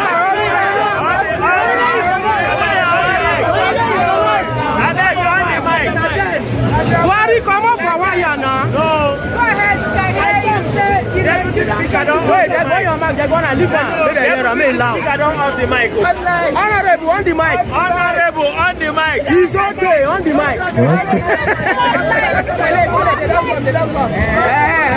on the mic. If anybody there back here, they off my mic. This will not be Delta State pro. He's okay on the mic, on the mic.